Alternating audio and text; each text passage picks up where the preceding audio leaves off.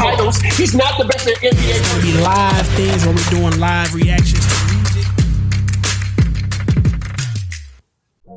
Shout out, shout. Yeah.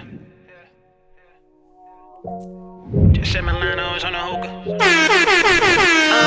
Mentally right now I'm on some fuck you bitch. Cause lately it's been too much playing with this fucking pimp. Could pour something sweet from the stash like a peppermint. But right now I'm recording, just let it vent. I know I've grown cause my dark side hesitant. Pride less prevalent. Trying a lot more on the Zion like a pelican. Thoughts more under my control than it's ever been. My next chapter got me feeling like a president. No dirty cabinets with benevolence. Too many times residue get mistaken for residence. They think I'm too much cause I'm trying to be better than you. Nah, better than I ever been. I can't be one of them with gifts and never treasure it. Success is what you make it or how you let them measure it. I found it better to speak on the deep shit and the depths of it. Like why I'm always mad on some jealous shit. Like why it's always bad when we messaging. Communication is the best prescribed medicine. Hey, I'm just saying what it's supposed to be. If it ain't least, leave a little note for me. I'm just saying. Sometimes you gotta say this shit down when I hear it. Sometimes you gotta say this shit yourself when I hear it. If shit ain't fun, it ain't fun for me either. My word. Yeah, man. Let me get mine out there for you. Hold on, let me get mine out.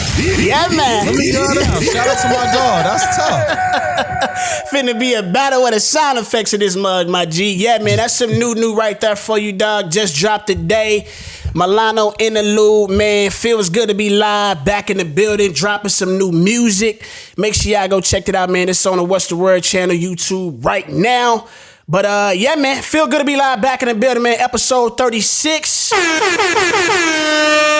know what I'm saying? We back at it again, dog. Cats are live. How is Cats feeling, man? Coming in with that big noise.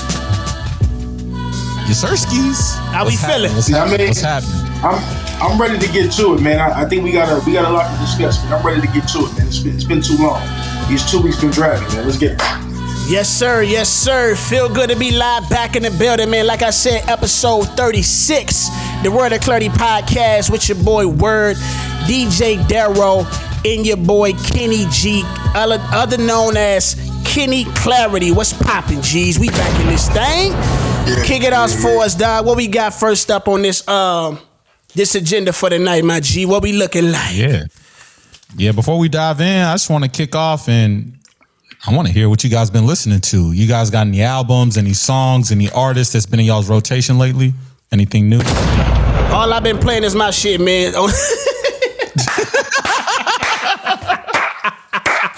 I'm on my Wayne. Hey, I'm on my Wayne type of wavelength right now. You know what I'm saying? Only thing I got on is my own headphones. I'm just kidding, man.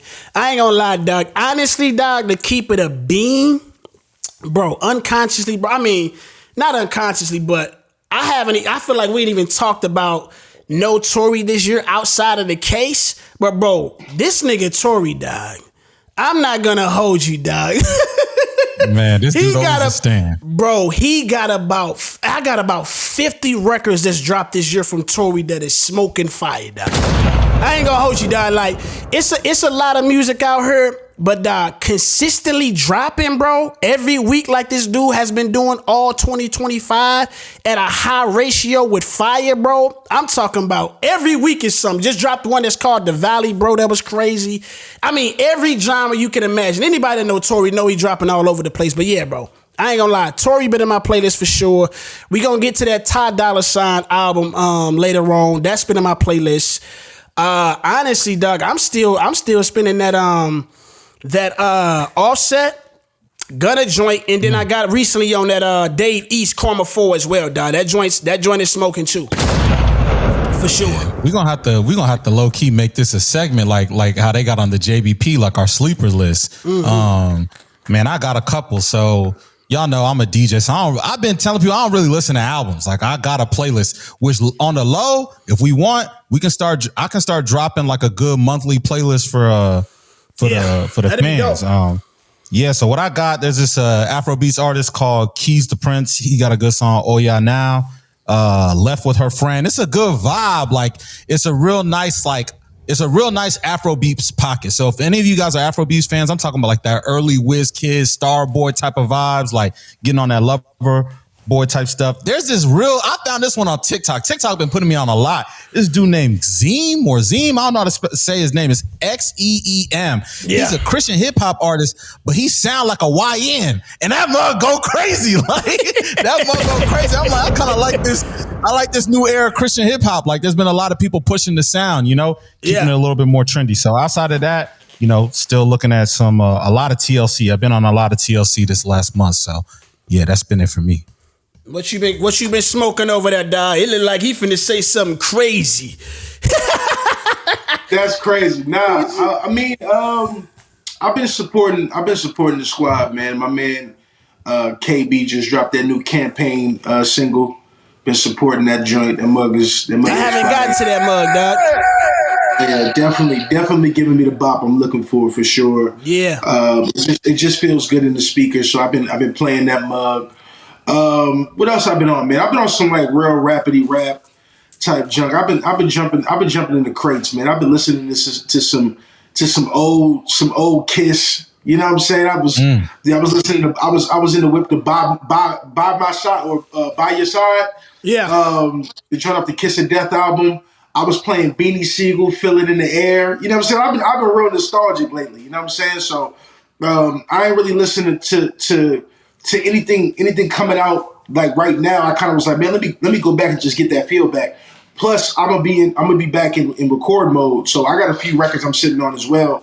So listening to those mixes and just feeling like, am I pleased with this? Am I pleased with that? And just trying to gain some inspiration for me, like anytime I'm able to get to some people I grew up on that give me that level of like, okay, I'm ready to jump back in and do some damage. So yeah, that's really what I've been on, bro. But I'm definitely Dave East is one of my sleepers and one of my favorites. I'm gonna have to go check out East, man. East is too pretty to be respected because the ladies love him too much, and the hood is struggling with him. But I personally, East is slept on, bro. I really hope East eventually get the love that he deserves because he give me that feel every time.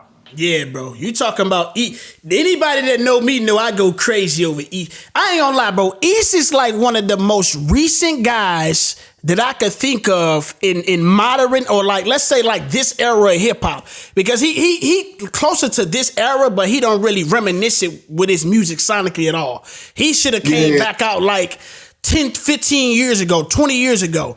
But I ain't gonna lie, East, dog, Dave East has been like the last artist that has given me actually inspiration for my music, bro. Like while I listen to his records and say I'm studying what he do in his records to take some of that and add it up to my own artistry. It's not many cats where I listen to like where it's like what they do is so unique or it's so like I feel authentic to where it inspires me from what they do in their music. Because a lot of cats out here nowadays, I feel like it's just an iteration or a version of somebody else's stuff we already heard.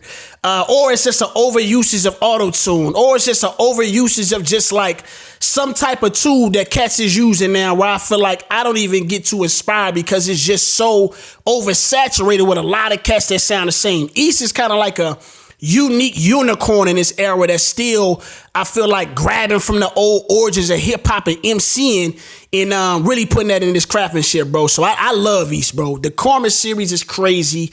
He probably dropped like 2 mixtapes earlier this year that was crazy.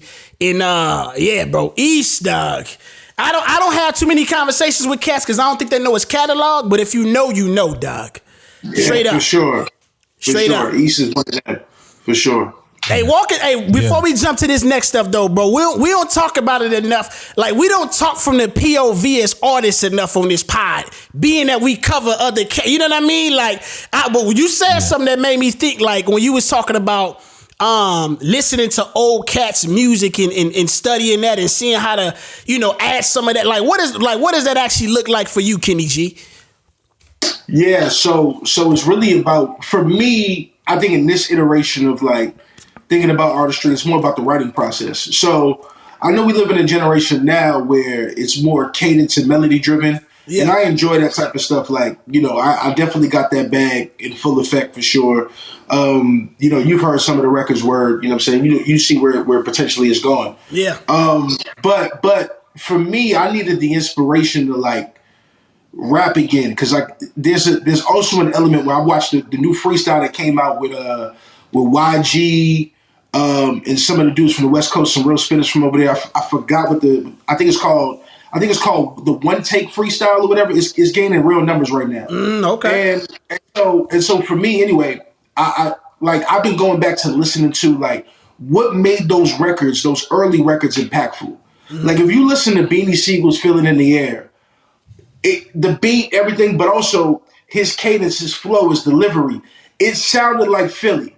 It sounded like struggle. Yeah. It sounded like raw emotion that made it demanded a response, right?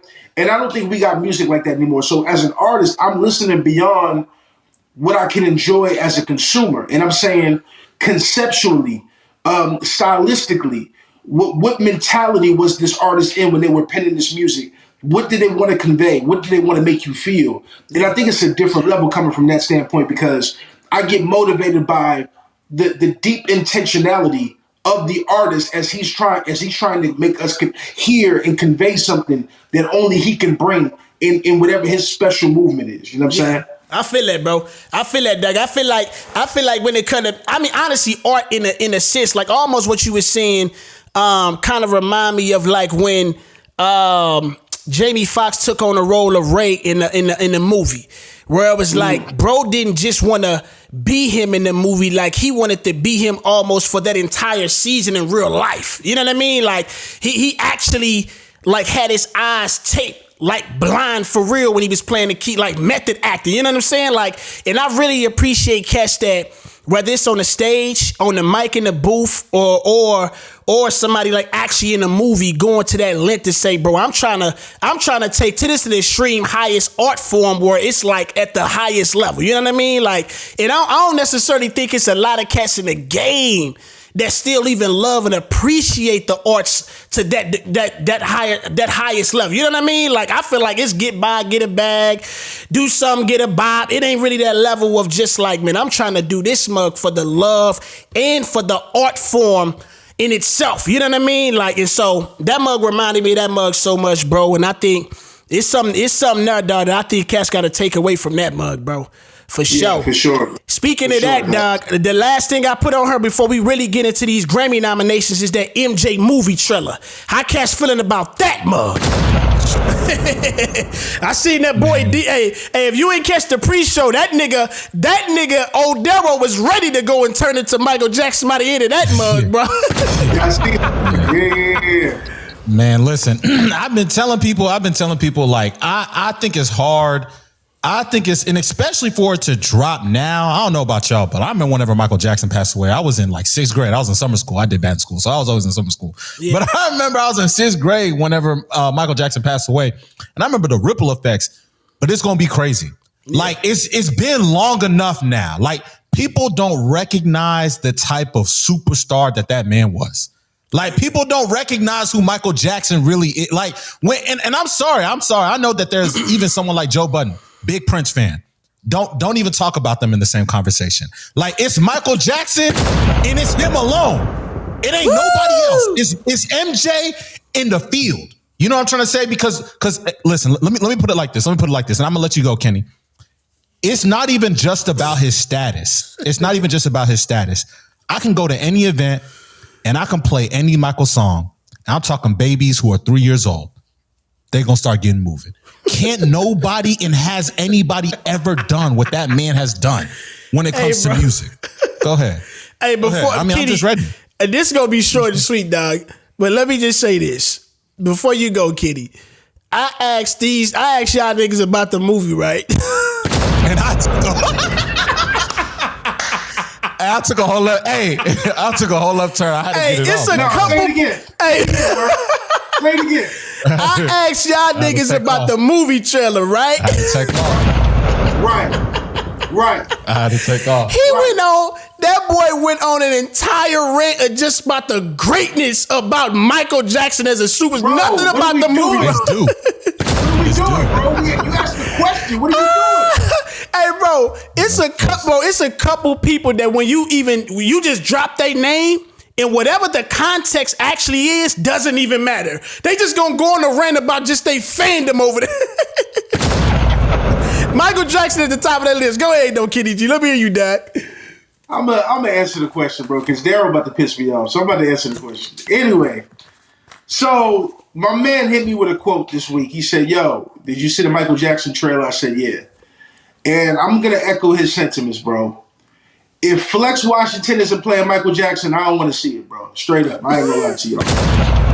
If Flex ain't playing Mike, I'm out. I'm out, bro. Like Flex, give me Flex, man. No, I'm just playing. Let me stop.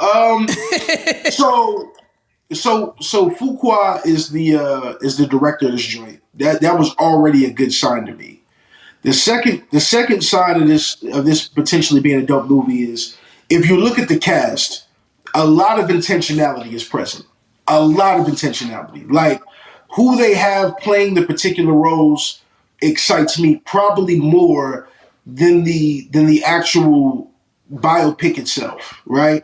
Yeah. The third thing I'm thinking about is you have a distant relative, but a relative nonetheless, honoring Michael's memory by playing the character. Hey, you really truly couldn't do this any better if you ask me. So I'm very excited about the film. The only thing I would say is this. If you were old enough to remember the American Dream biopic, I even though it didn't have the budget of this one, I would argue it's gonna be hard to be better than that one, bro. That mug was like 4 hours.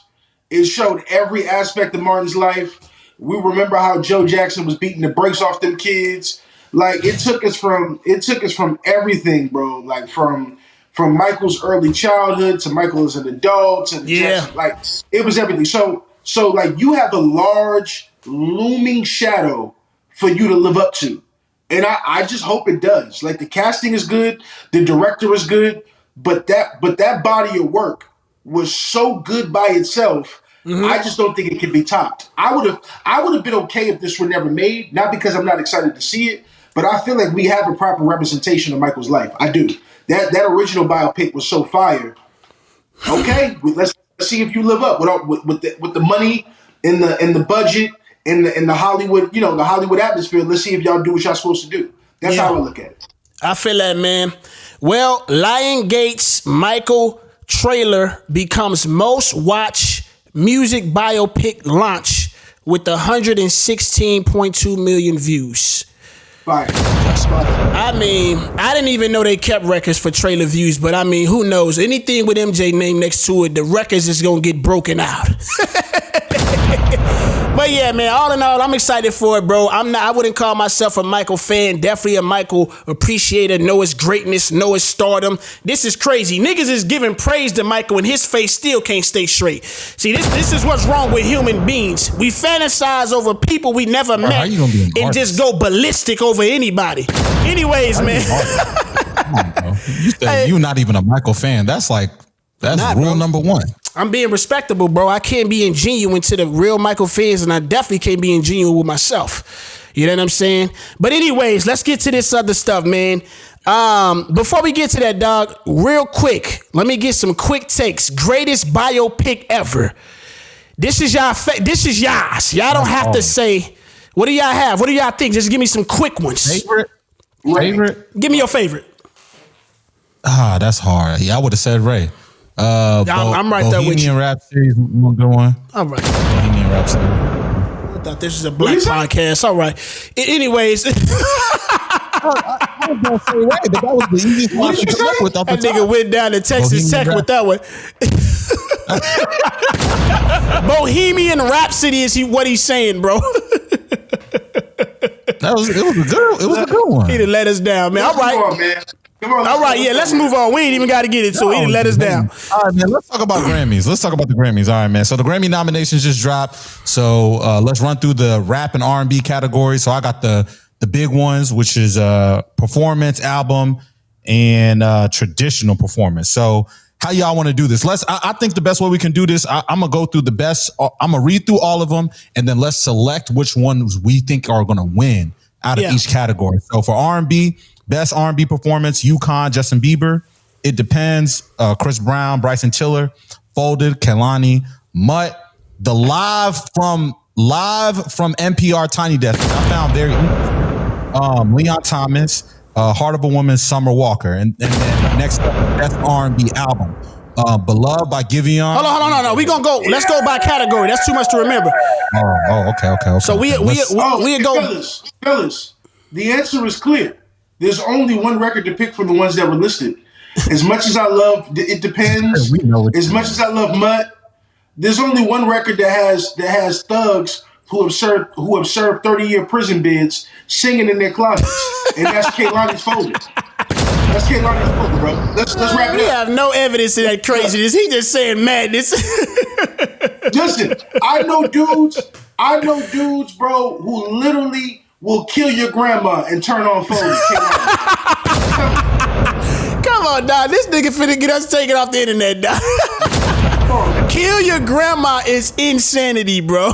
Hey, no heart, but play Folded. No heart, man. Bro. No Kizzy, dog. This is a tough one. I love at least 4 of these records out of the 5, and that's the first 4. Heart of a Woman, I probably would have more appreciation for it as a woman, but I would probably have to side with Folded as well to keep it a bean. That song is pretty impressive. Wait. Daryl, fix your face. What are you even talking about? Fix your face, bro. Yeah. It's clear. This is clear, bro. I'm not clear with me. So let me say this. From the moment Folded created, right? I think that's already enough to just get the nomination, right? But when you listen to the actual song, when you say, and here's the thing, we're talking about performance, right? Go ahead. Huh? Are you all right? Go ahead. Break it down. So we're not just talking about what's the most enjoyable, what's the nicest vibe. We're talking about vocal ability majority-wise when we're stressing that point performance, right? We've seen her perform this on the live late night show, several actually. I've seen it. And Kehlani, bro, vocally, it's not many that if I'm looking at, let's look at this category. If I'm looking at this category vocally, right, the only person I would believe that can hold a candle is Justin Bieber next to Kehlani. And that's yes. I'm talking about vocal ability, bro. For this. What about Chris Brown? No. Yeah. I'm sorry. I overlooked Chris Brown. Please forgive me for that. Yeah, I forgot about Chris because I'm not really considering him as winning this. Right? I'm not really considering him as winning this. Fellas, but we're not having a holistic debate about who vocally can hang with who. We're talking about if I strip these records down, I remove the music, and you listen to the 82 harmonies that are in the hook alone. This isn't a question. What are we talking about, dog? Yeah, with this is a question. With the songs that performance in this song. Yeah. These songs. That's it. Yeah. It's not a question. These songs, I would say, because bro, it's several. This record had a lot of variation. Like it's like 3 acts. Like most songs only have like 1 great moment, bro. Maybe 2. This mug got like 3 great moments, bro. Like whether you want to talk about just the instrumental alone, right? And then you got the little bridge. And then you got, like it's in the actual hook. It's a lot of moments in this song that's great, bro. But let me hear what you got, Daryl. Let me hear what you got, Daryl. I want to be very clear. I want to be very clear. Yeah, let me hear you. The category says best performance. And this is why I said I found it very interesting and dope that they specifically said live from NPR's Tiny Desk. Leon Thomas got to be one of the best artists, keyword artists of our generation. This man, No. Whenever I'm talking, hold on. Reiterate yourself one more time. Exactly, that's what I'm saying. Instrumentation. Yeah. Did you use? Hold on. It's his diversity as an artist, his ability to do many things, not only as a musician, but also as a producer. And Mutt, y'all acting like Mutt is just some random song. Fine. Fine. And that's what I'm trying to get at. Don't get me wrong. Folded by Kehlani is phenomenal. It's amazing. But I've heard Mutt play way more than I've heard Folded. I've heard it have more of an impact on R&B than Folded. This nigga crazy. Yes, what are we talking about? Leon Thomas is ugly. No, let me finish. Let me finish. You can praise him, but we ain't hearing it more now. That's statistically not proven. I've been hearing him. Let me tell you. Statistically, that's not even true though. As a DJ, I've heard way more Mutt edits than I have Folded. How many remixes have you heard of Mutt verse Folded? Done by the actual, huh? But those are two different conversations. Those are two different conversations. But let me say this right quick. That's a label game right there. That's a label game. That's what the label's doing. Hold on. Let me try to paint a clear distinction between those two. That is a difference. You said mixes, correct? Let me hear you right. Is that what you said? I said I've heard more remixes. Like I've heard, or no. I said edits. I've heard more edits. So like meaning like mashups. You're talking about? Yeah, like mashups or edits. Cool. I probably would give you that. But the reason I will give you that, I think there are more mashups and edits from DJs and things of that nature. But I would say remixes would trump that because it's being done by the peers in the realm of the people that care about that more and hold more power in something that means more in R&B. You got Jacquees. You got what's your boy Neo? YK Osiris, Tank. These are like R&B like Mario. Caliber guys at the highest level.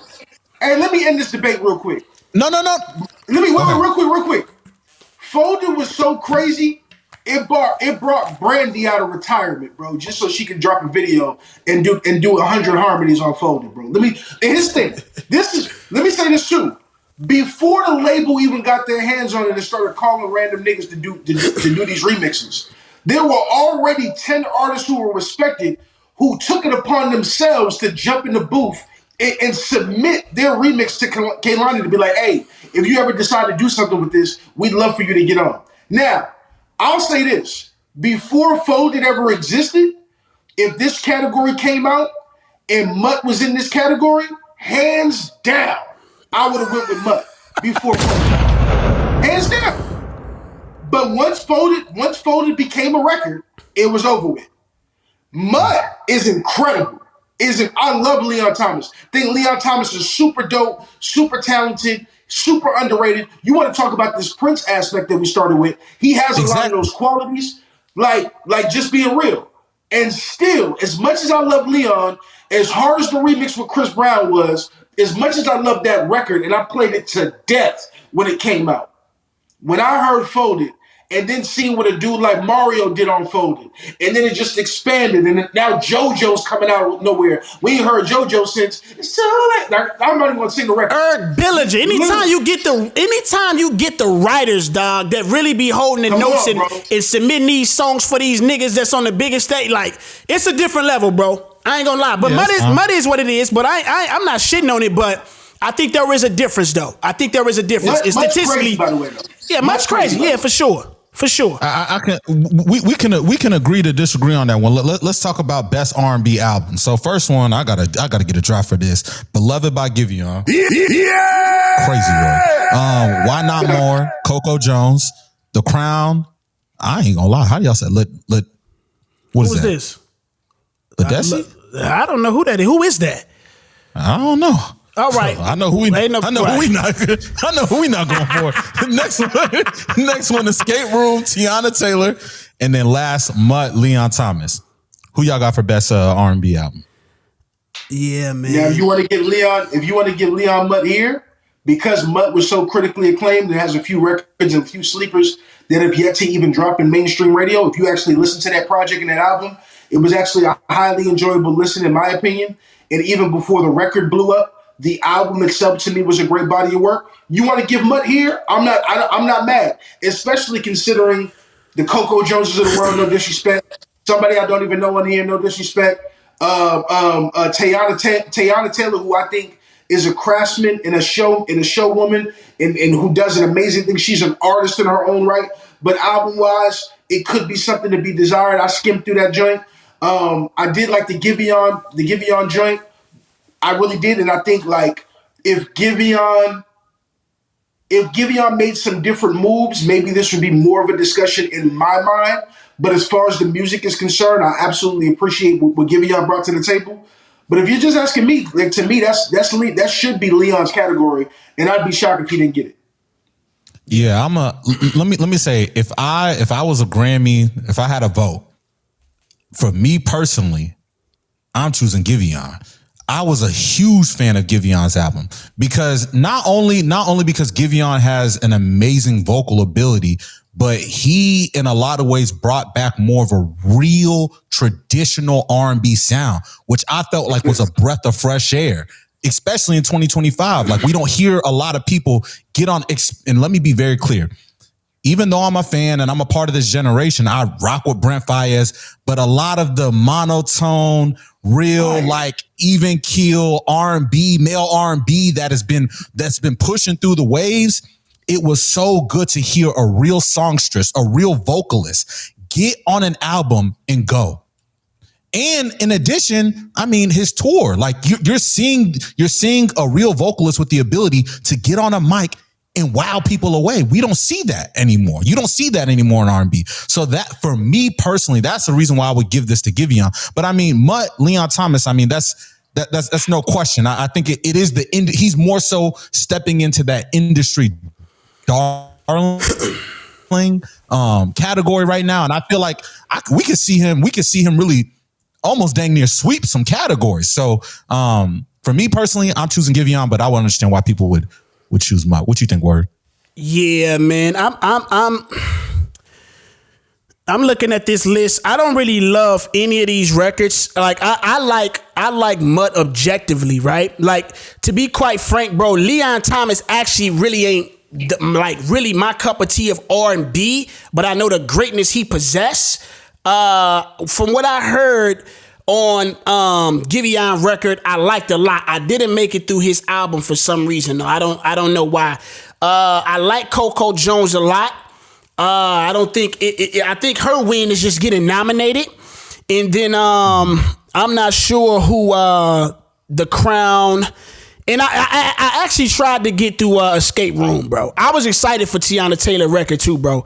Her visuals and stuff, like the trailer that was exactly what was going on with her album. The trailer was almost so dope that when I made it to the music, it made it to even the visuals, it was such a disappointment, bro. And I was because I felt like she's been the artist where I always wanted to see have more, get more praise. And on this getting nominated, I feel like, this wasn't an album that necessarily reflected that. But she got what she got. If I had to pick an album out of this, I probably would side with Mutt. But to be quite honest, bro, my R&B album was Sexy Songs for You, bro, to keep it a bean. I gotta pull that card. When you look at that album, bro, and how much I played it, and it's that's a whole nother conversation because well, hey, I'm gonna say this real quick though. What's that? PSA for the pod. Please, bro, for the love of God, never mention Brent Faiyaz's name on this podcast again, bro. Brent Faiyaz. How did we get to that? What struck that chord in you to go there, man? He just took a wild left and just murdered, chose violence. It's an age discrepancy, and as I always say as a DJ, it's always for the ladies, and it's always for the ladies. Hold on. Hey, look. Daryl. Not as a writer, not as an arranger. I'm cool with that. Brent Faiyaz can't sing. That's my issue with Daryl, the age card, you can't really pour the age card in a genre, or it's not like in rap. I can see that a lot. It's not that drastic though, bro. I ain't gonna hold you, dog. But honestly, dog, to finish what I was saying, Sexy Songs for You, bro. If I went down that playlist, bro, and trust me, Sexy Songs for You is predominantly on the melodic R&B side. I know they like to look at that dark OVO Toronto shit like it's something they're not familiar with. But if we was to strip away all biases, niggas would have to have a conversation. And I know this is one of them years where it seems nice to be down on Drizzy and whoever next to him, but he still dropped some amazingness this year, bro. That's my pick if I had to choose, dog. That's the one that got snubbed. I know we ain't there yet. Hey, I'm cool with that, but that sounded a little home teamish, bro. I just want to let you know. I gotta okay. keep it a bit. Let's keep going, bro. Hey, but look, bro. Hey, Hey, we get to this Drizzy shit. It's a pod. We overdue for an explicit Drizzy episode. We ain't really got there in a minute. You gonna get the raw for real. But let's go to the next one. Yeah, that was crazy. Yo, he gonna get the what? Raw for real. That was crazy. Pause. You need to go outside and wash yourself, dog. That's man. crazy. What we got up next, bro? That's crazy. I'm not gonna lie. I'm gonna skip that traditional R&B. Yeah, that looks kind of crazy. I hope Vibes Don't Lie actually win. That's actually probably my favorite song going to that album. Over Mud, honestly. But let's next we're gonna go to the rap category. So let's talk about best rap album of the year. So the ones that are nominated, we got Let God Sort 'Em Out, Clips, Pusha T, Malice. Next we got Glorious, Glorilla. Next we got God Does Not Like Ugly, Jid, GNX, Kendrick Lamar. And I don't even know how to say this, but Tyler, the Creator, what is it? Chromacopia. There it is. Chromacopia. So those are those are songs that are nominated. Those are the albums that are nominated for best rap album. What do you guys got? What do you guys think is going to win this year? To me, there's a difference. I believe this is one of the few categories where there's a difference between what will win versus what could or should probably win. So let me say this. I make no qualms about it. I'm definitely a Kendrick Duckworth fan. But that album probably should not win this category. I want to be fair. I'm objective first. I'm a rap lover first, a hip hop lover first. And as much as I love K-Dot, I'm not about to sit up here and be a stand and talk about some, you know what I'm saying? Like K-Dot ran it through and shit. Nah, listen, GNX was solid, but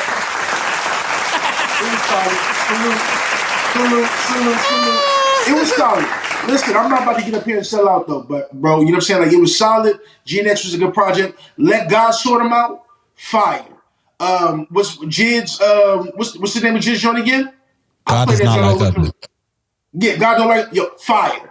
And then Tyler, one of the most surprising dudes. Like I've grown to really appreciate who Tyler the Creator is as a rapper, as an artist, as a visionary, as a lyricist. Like, I know dude is weird. I don't necessarily play none of that weird stuff, you know what I'm saying? Especially coming from my block that I come from. Like, pause his entire life. Pause Tyler Creator's entire life. Pause. Right? And the nigga ain't right for that. Despite that, I could be objective and say, that young dude got something special. Yeah. Special. And he's one of them ones. And so for me, Kendrick will win. Who I think should be really up for consideration though, especially considering the odds that two dudes who are pushing 50 have a relevant project in 2025. I think the clips off that alone should really get a hard look at winning that award. But it will be Kendrick. You think it will be Kendrick? Yeah, it's going to be Kendrick. It's going to be Kendrick. If I'm it's right Kendrick there with Lamar, you. If it's Kendrick Lamar, I'm going to the Grammys office myself, and I'm going to have to do 25 to life. I'm telling you right now. I'm gonna have to do 25 to life. If they give it to GNX, which is not even within his top 5 albums of all time. He only got about 5 albums. Yeah, it's probably number 5. It's probably number 5, low key. Like if they give it to that man, I'm gonna lose my mind. And this is once again gonna reaffirm the fact of all the biggest moments of Kendrick Lamar's career are tied to Drake. It's a fact. It's a fact. Yo, that was crazy work right there. The lean out with the sound effect was everything, bro. That was crazy. It looked like the nigga went over and grabbed the bottle and slammed that mug, bro. Nah, but let me say this. Yeah, Darryl. Talk that talk. As a kid who really grew up, as a kid who did not grow up on the clips. Yeah. I mean, outside of grinding, that's all I really knew them for. To be honest, I didn't even know who Malice really was. I was like, this looked like a clone. Like, I didn't even know. But they made me fans of them. They made me fans of them with this album. Not only from the rap, like, y'all, talk about rapping? We talking about rapping? Yeah. We would have to burn the Grammys down because it's not even just about GNX not being one of Kendrick Lamar's best pieces of art if you're just comparing it against himself. But what Clips did, all MCs all MCs gave that a nod of, yeah, they're going crazy. What they're doing, and not even just Pusha T, but even more so Malice. Even more so Malice for the long hiatus that he had to come back and to sound that fresh. If they don't give them this, like I said, I'm gonna have to go to the Grammys and do 25 to life. I'm sorry. Hey, real quick, fellas, and I swear I'm gonna pass it. I'm not trying to be long, but can we also give a shout out to the Clips for arguably having one of the best rollouts I've ever seen in the last 5 or so years? That was incredible. From their visuals to their videos, everything looked high class. It looked like a masterclass of how to be grown in hip hop while also remaining relevant and also not being too far away from the culture.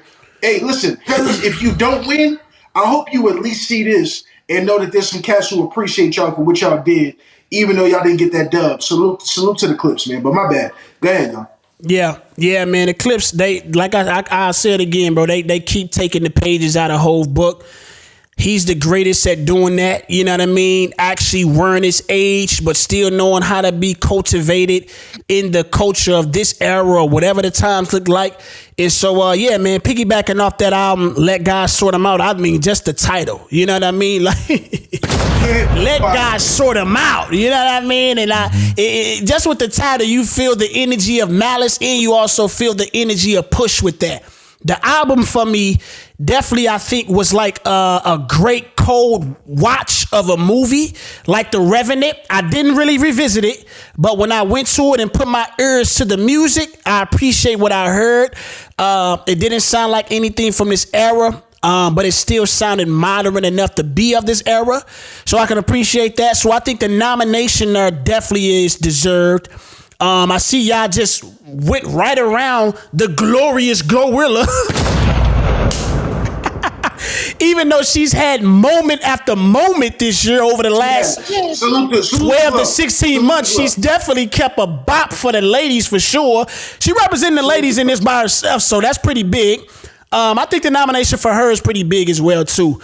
If they really wanted to kind of turn this category upside down, I think they would give it to her. I don't know if they want to piss people off that bad, being in a conversation of somebody like a Jid and then also Kendrick and Clips. That would probably be a little upsetting. God Does Like Ugly.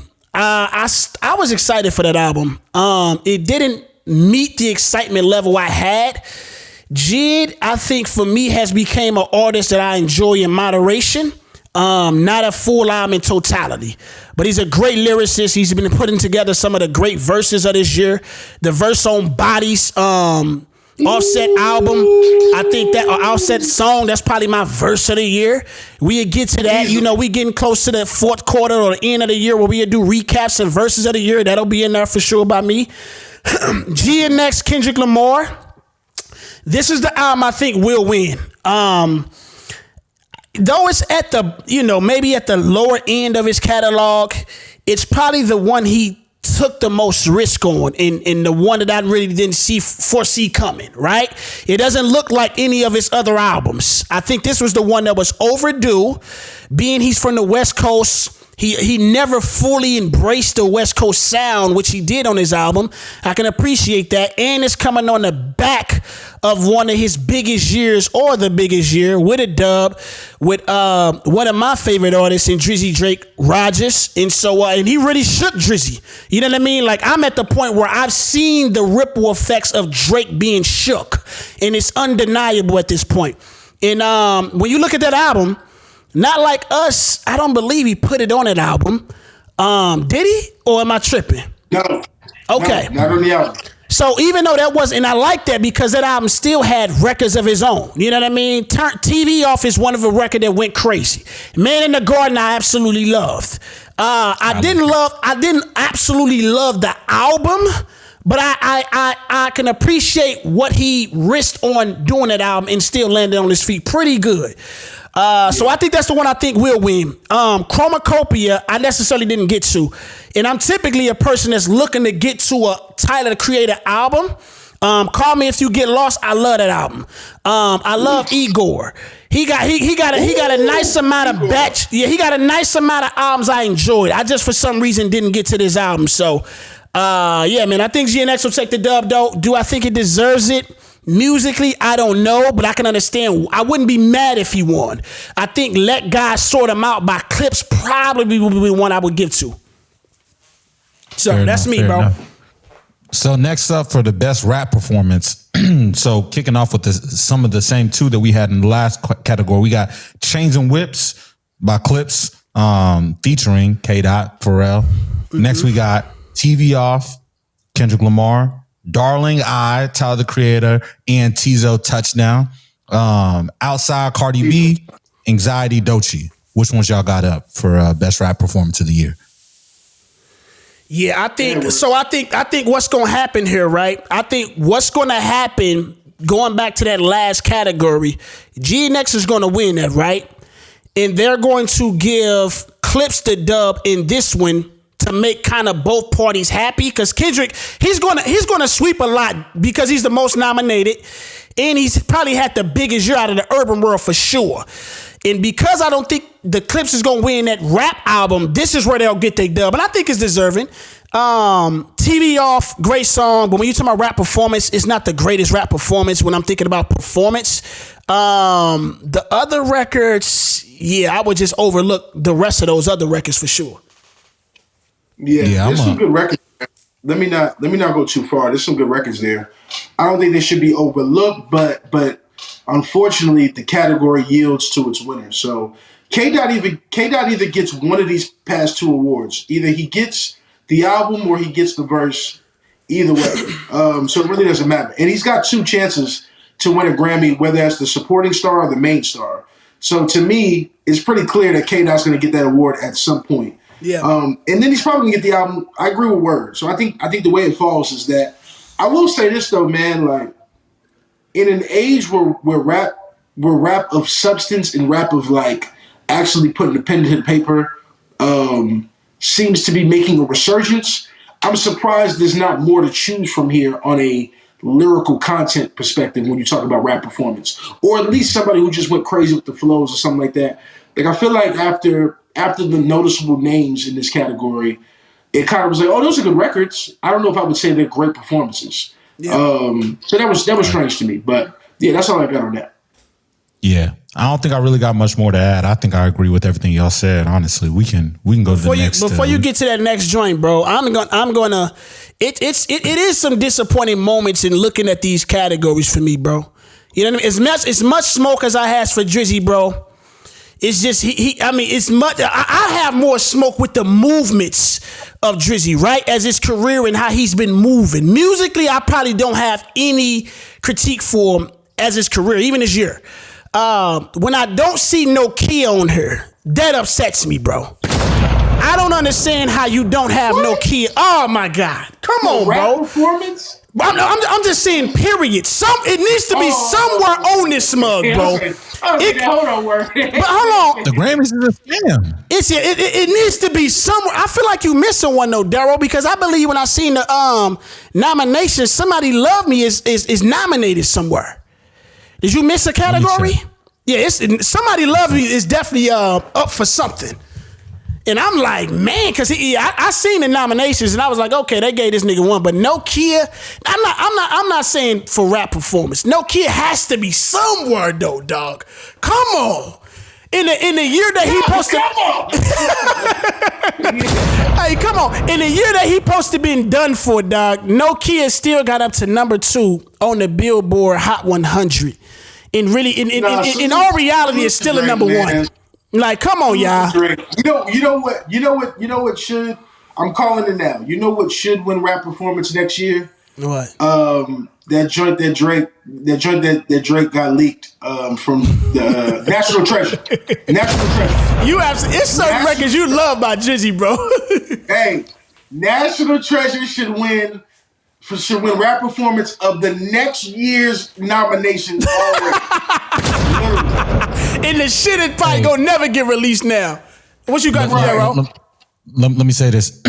So that was for the best melodic rap performance. So the best melodic rap performance category, they got that. Proud of Me. That's Friday, Meek Mill. Wholeheartedly, Jid, Ty Dolla $ign, Black, Kendrick Lamar, SZA, Luther, Somebody Loves Me, Drake, Party Next Door. That's true. And then we got We Mash. I don't know who is it by. Terrence Martin, Keon Dixon. I don't know who that is. Featuring Rhapsody. That battle is really. Shout out to Keon Dixon. Yeah. Shout out to Keon Dixon. That category really is only between Luther by SZA and Kendrick and Somebody Loves Me with Party and Drake. Luther is gonna win though. I already know. Wait. Let's not move here. We have a pertinent question we need to ask Word, and I want to see where his objectivity lies. What is that? Somebody Loves Me is a crazy record. Luther is a crazy record. I'm not gonna hold you. I was never before it even blew up.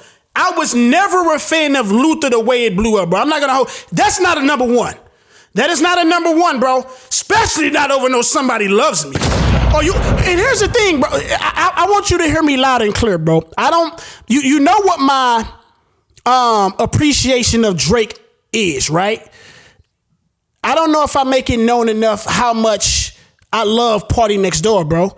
Like, sure, Drake is the highlight of that record, but that canvas laid for him is by Party Next Door, fam.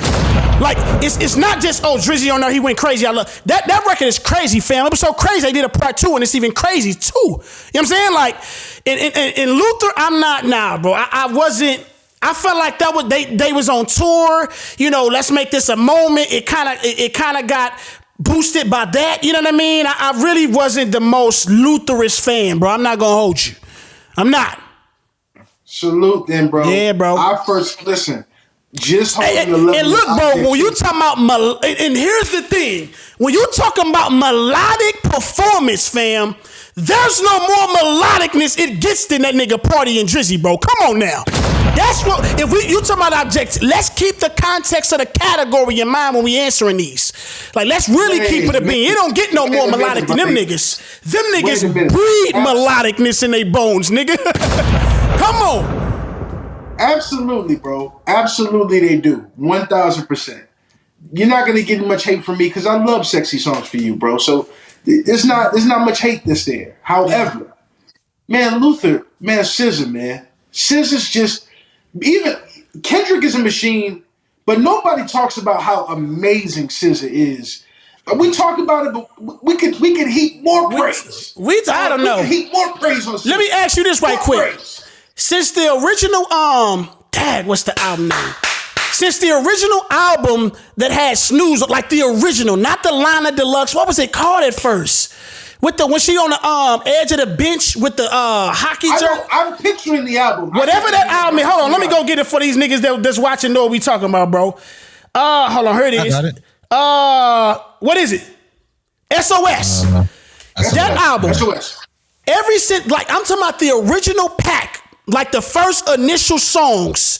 How has your enjoyment for SZA been, bro? I mean, because that album to me was perfect left alone. She added like 3 re-editions to that mug to where now when you go to the album, it's such a long, I'm like, it ain't even, and it's nowhere near the same music that was made in that capsule, the initial one, bro. Like, I haven't really, and look, bro, if you go back to my old reactions, bro, to that album, I'm losing my mental to that mug, bro, because it's that great. Her first, that album and the album before that was crazy. But ever since then, bro, she hasn't been on the same, like, writing level for me, bro. Like, the songs have been, like, seeming really experimental. Her vocals are always going to be there, right? I think her performance has gotten better live, but I haven't enjoyed the same level of her since then, bro. I'm going to keep it a bean. I can absolutely, so as somebody who loves SZA, has dived into her catalog, has appreciated watching her rise and her culmination of artistry, you point out a very solid point that I will not deny on this pod. As a matter of fact, as it pertains to that point, it's so good, we could low-key do an entire segment on that alone. Oh yeah. And some of the ways in which her music has transitioned have been a little strange to me, I will admit. And And in my mind, you're right. I think it's taken a step for the worst. But she had so far to drop. You just gave her all grace. She was so high up here in the clouds, bro, that even a slight decline is like LeBron James. Okay, cool. He's not averaging 30. He's averaging 27. Oh, whoop-de-doo. Like, bro, like, that's it. That's scissor, bro. You know what I'm saying? Yeah. In the same way, I think it's like that. So I agree with you, but she was so ahead of the curve. To me, her and Doja Cat are the two female artists we'll be talking about, and realizing that even though we appreciated both of those ladies, we didn't appreciate them enough. My bad. I know this is a melody category. We all got off.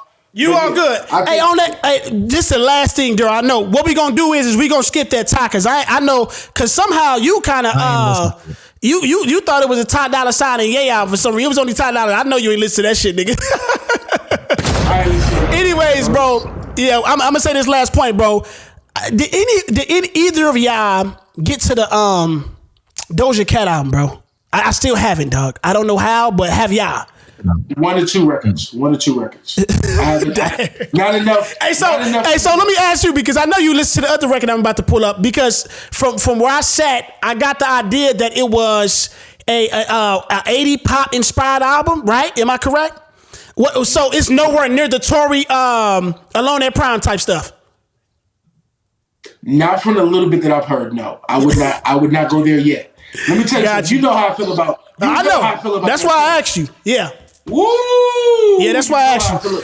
Yeah, that's a high bar. So I'm gonna listen to the rest to be fair to it. Yeah. But the couple of records that I just got was like, oh, okay. Like I definitely feel like it will grow and you'll like it. Mm-hmm. But that's a classic. We can't. I gotta get to that, man, because I have a high regard for Doja Cat. I believe she's, when you talking about one of the greatest talents, and she has catalog to back that up. Yeah, I think she's that. But let's get into these NBA All-Star Game format, man. What we doing? Music and sports. You already know what time it is, man. We got NBA coming up. We are now transitioning.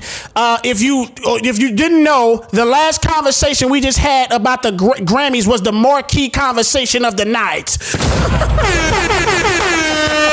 Now we're going. Hey, now we going into the NBA, man. What's popping, bro? Where we at?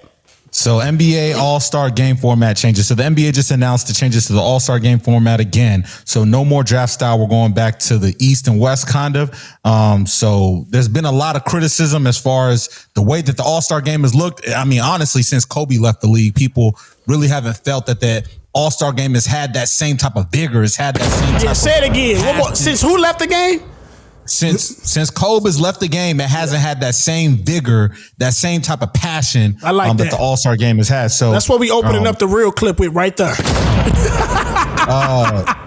So as I was saying, all in all, what are y'all's thoughts on the new All-Star Game format?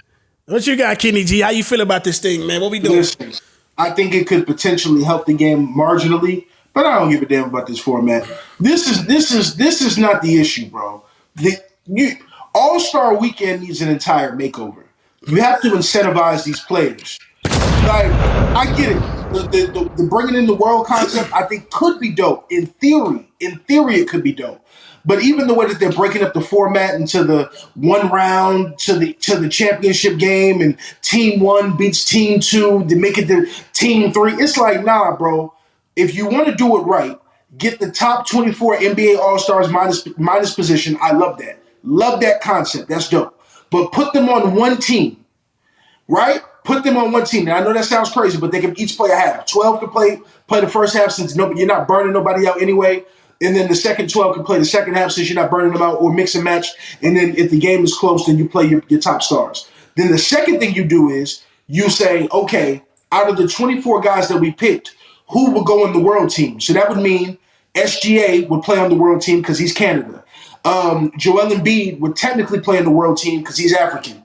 And he even though he played for the U.S., I think it was a struggle as to who he was going to play for in the Olympics. So you put them over to the world team. Luka Doncic will play for the world team because he's Slovenian. And so you do it right? And then you break it up that way. And you have one game, not multiple games at the 22 or whatever you decide to do. Yeah. Have one game, top NBA All-Stars, world versus U.S., and you play it that way. That would make it exciting.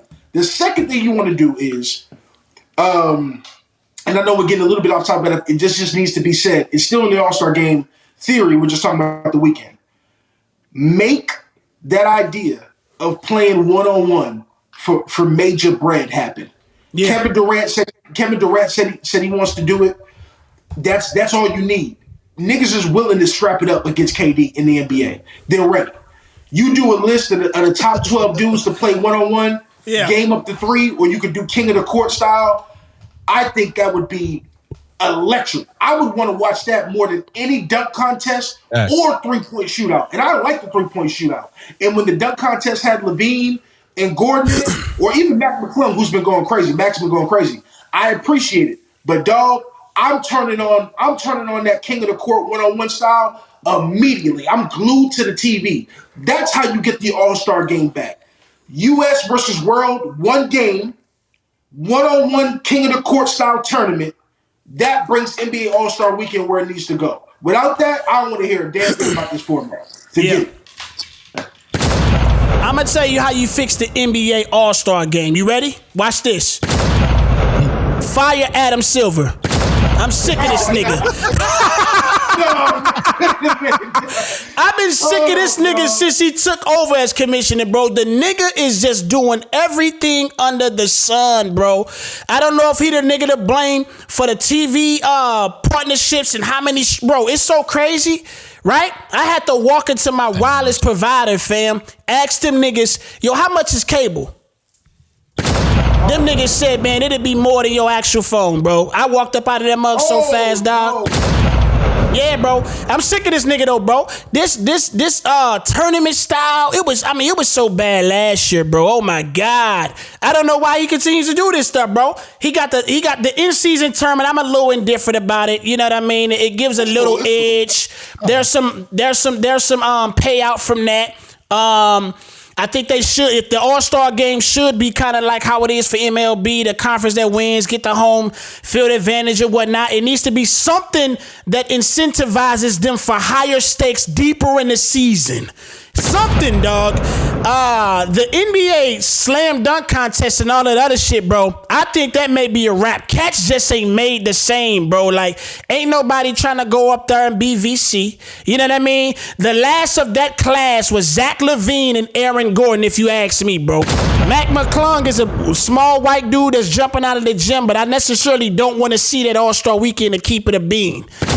So, yeah, man, I think, dog, All-Star, man, if they keep it up, this mug will be so unattractive, it'll get faded out of the entire league, bro. For real. Because, I mean, how bad is that Pro Bowl stuff, bro? That stuff pretty bad, too, right?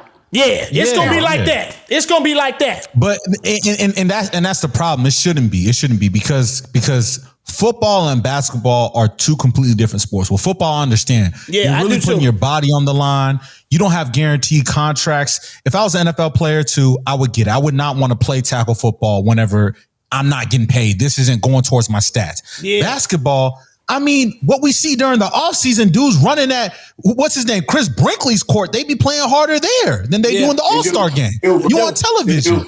And I think a lot of this is really a deeper issue within the NBA of, I mean, I don't like when people are like, oh, they grew up friends, like, because I don't think there's anything wrong with it with AAU culture. Like, these guys are friends. Like, they don't really got problems with one another. They're honestly cool. And I'm looking at the 2025 All-Star list right now, and there's nobody in here who's going to get it active outside of Anthony Edwards. You got Shea, you got Jokic. Them niggas don't care about nothing.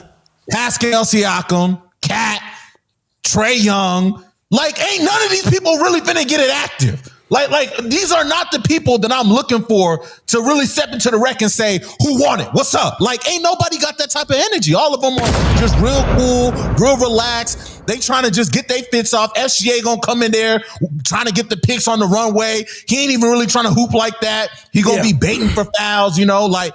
So I think the best fix for this is definitely a one-on-one style game. And let me add this, because Kenny, I like what you said in that, because when you look at the basketball community will talk to you. all you see on YouTube now are one-on-one games. It's all these smaller YouTube channels or these different platforms. They're promoting one-on-one basketball. That's what the fans, that's what this next generation want to see. They want to see who got that bag. And honestly, I want to ask this one question real quick. If there was a one-on-one game and they did it how NBA players traditionally do, because we saw this with the Olympics. Usually they do the king of the court style, whereas, you got your different spots and you got, let's say, 3 dribbles. Who do y'all have as your one player who is winning? Who do y'all got as y'all's one player? I'm gonna say, in my opinion, and I know y'all gonna kill me for this. I know y'all gonna kill me for this. Watch this. I'm ready. Here we go. Watch this. Giannis. It's gonna be hard to stop Giannis. 3 dribbles. Okay. It's gonna be hard to stop Giannis. I'm done. All right, man. Is that who you going with, Giannis? Or you getting the ball below the elbow and that's it? Or you starting out at the key? That's what I'm saying. Whenever they did the Olympics, they're not doing it on the 3-point line. They're doing it inside on the elbow. He's too strong. Yeah. He's too strong. Even KD said the same thing. So Kenny, put the book down. If we really want to talk, hold on. If we really want to talk, put that book down, because KD even said it's going to be hard to deal with somebody that's because if you really know basketball, what separates the NBA from other basketball leagues is the physicality, and can't nobody be as physical as Giannis Antetokounmpo. You talking about a 6'11", you talking about a 6'11" Nigerian monster. What are we talking about? Can't nobody deal with that. What are you talking about? He loaded up. He went over to the side, loaded up. 2 clips, bro, went bananas on you, dog. Come on, what you got, dog? What you got? Let me load you up. Hold on, pause. Hey, man, averaging 33 a game. What are we talking about? Hey, I love the way Loaded Luck starts battles. He goes, "Hey, yo, Smack, is you ready, nigga? Hey, yo, Word, is you ready, nigga?" Watch this. What we doing? Let me say this. If we did King of the Court and we did 3 dribbles, Giannis has to put the ball on the floor. The moment he does that with anyone who plays defense, because here's the thing, in order for him to play bully ball, he's got to move laterally enough with somebody who's got the ability and the foot speed to stay with him. He's not going to, the moment he misses, Giannis may not get the ball back. Can you imagine Giannis playing one-on-one with a dude like Kyrie Irving, and Kyrie Irving, it's make it take it. He might beat Giannis 7-0. Literally, he might beat Giannis 7-0. He said you don't watch basketball. He going crazy now. You don't watch basketball. The thing about it is this. You're talking about watching basketball.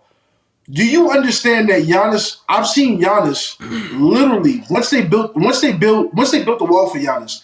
It took Giannis years to figure that out because Giannis didn't have requisite skills to do anything else. If he couldn't bulldoze you, he couldn't score. That's number one. So don't talk to me about basketball. Secondly, when he finally got over the wall, it wasn't because Giannis became some well-rounded individual. It's actually because of the offense that the Bucks ran, which got Giannis free. I think Giannis is amazing. But when you talk about one-on-one, the most skilled players win one-on-one basketball games. They do. Because here's the thing. When I start the game with King of the Court, even if you've been watching those YouTube dudes and been watching basketball like you say, I don't start it in the paint. That King of the Court 3 dribbles starts at the top of the key, the 3-point line. That means Giannis, no jump shot having ass, has got to take it from the top of the key, and you got to bully me in 3 dribbles to get your stuff off. Now, if Giannis had unlimited dribbles, you'd have a point. But if Giannis has 3 dribbles to get to a spot, raise up and shoot, or get to a spot, raise up and floater, I don't know if he has the requisite skills to get past the defender who knows what the game is and isn't going to let Giannis take more than 2 to 3 dribbles before he picks up his dribble. Yeah. And if Giannis picks up his dribble anywhere near the mid-range area, I expect that ball to bounce up the rim and go back to his opponent. Stop playing with me, bro. Giannis, if this were an unlimited dribble situation, you got a point with Giannis. He can bully anybody and everybody. But if he has 3 dribbles, I don't like Giannis, especially if he starts behind the 3-point line. Giannis versus Luka Doncic would be a matchup nightmare. Luka would give him the blues with the dribbles. Bang! Stop playing with me. And Luka ain't no small dude neither. He'd smoke Giannis. Easy work. Easy work. In a one-on-one. Get out of here, bro. Man, stop playing with me. My safe pick would be KD, dog. Safe pick. KD probably all time may be my pick outside of Kobe to keep it a beam. Yeah.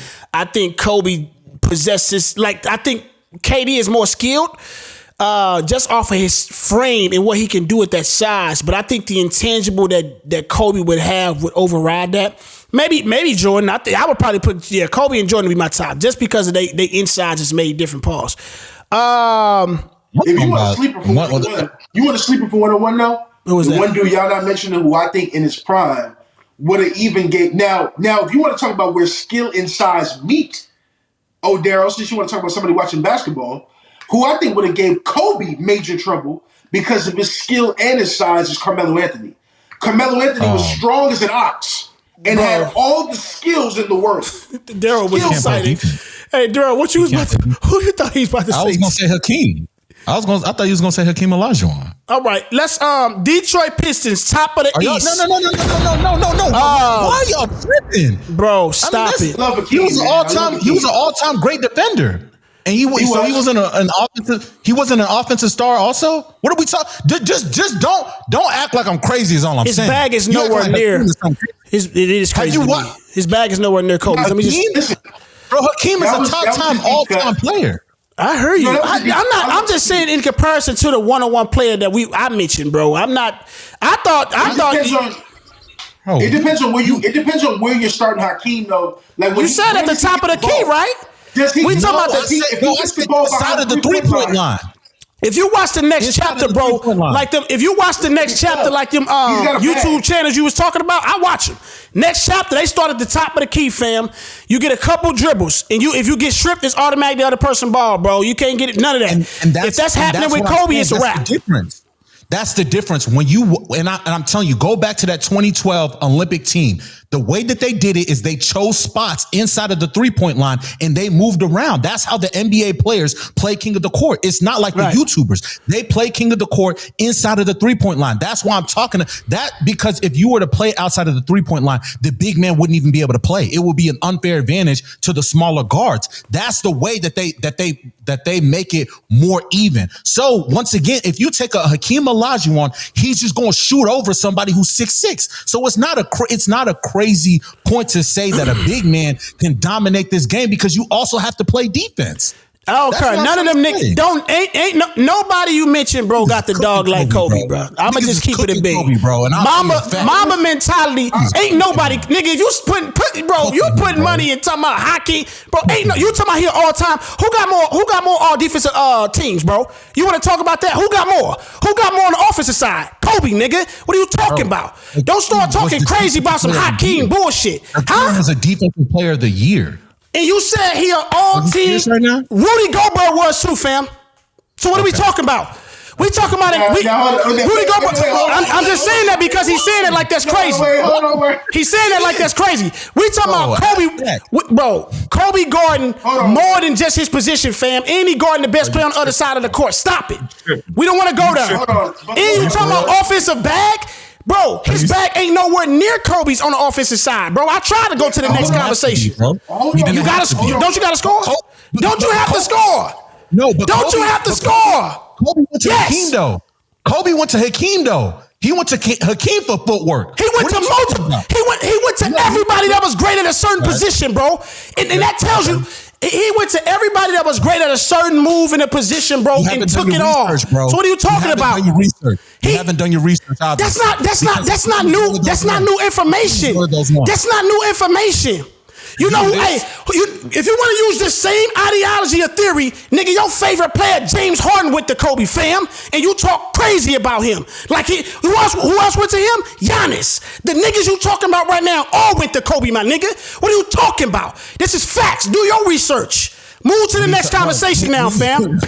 Because you don't want to go there. Yeah, move to the next conversation. No. We can really talk about it. Because if you go to any of the big men, in history, like Victor Wembanyama, when they want to get their footwork right, who do they go to? I just gave you all the niggas right now.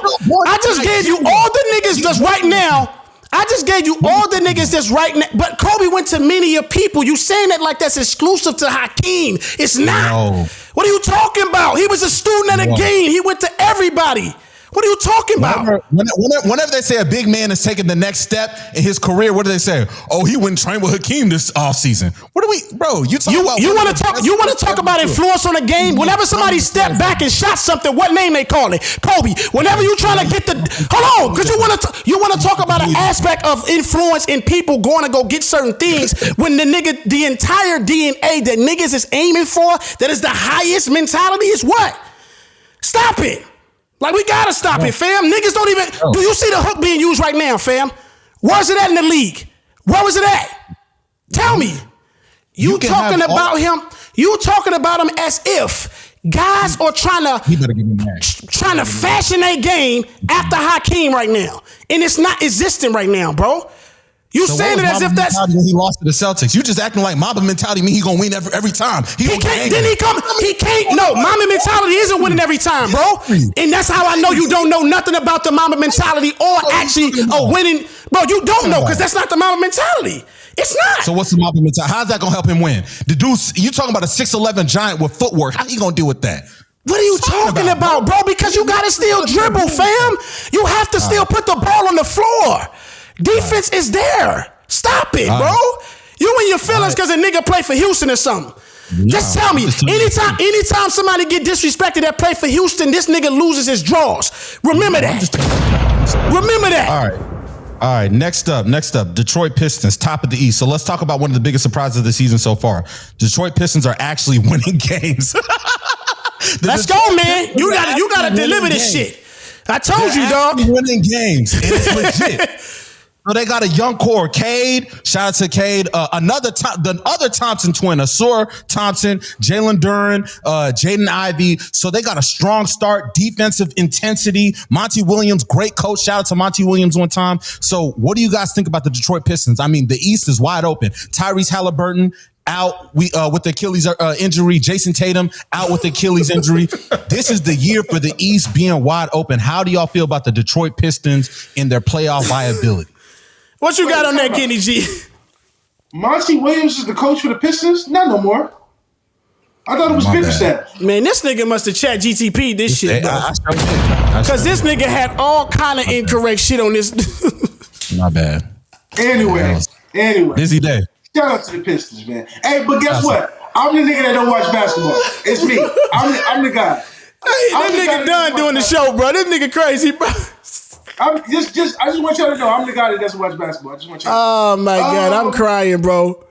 Anyway, shout out to Cade Cunningham. Cade Cunningham is somebody who I wasn't always sure was going to live up to any of the hype he ever received. I thought he was going to be a bust as a number one pick.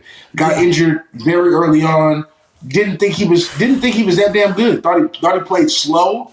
I was like, yeah, what is this dude? Hey, Cade Cunningham is like the new 2025 version of Grant Hill. That dude is tough, dog. He's super tough. Can pass like no one's business. To me, he's like a mix between. He's got like the vision, and I know people might laugh at this if you don't watch basketball, but there's a couple of dudes that I think have high level vision. One of them is Lonzo Ball, and I know people don't really watch the league, but if you watch the league, you know Lonzo's cold as far as his vision. The other dude is Cade Cunningham. Cade Cunningham, the way he passes the ball and the way he runs offense is just different. He's got Detroit looking different. That squad has a bunch of young guns. The Thompson twin, like them dudes are superhuman, bro. Super athletic, plays defense. He's not quite his brother on offense, but I like this Pistons squad. I'll be honest. I do think you need experience to win in the league, and they remind me of what OKC was like 4 years ago.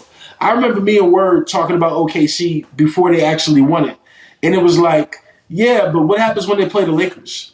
And they got to see Bron and AD. What happens when they play such and such squad and they got to see somebody who's been there before with championship medal and experience? And that's how I feel about this Pistons squad. They look good. They're a bunch of young thoroughbreds. They're running around. Dudes is hyped to play basketball and excited about the game.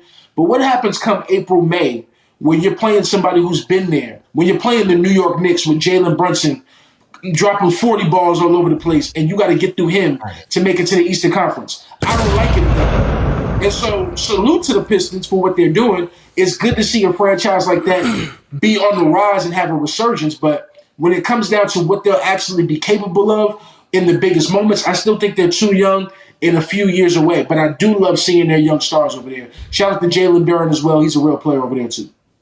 Yeah.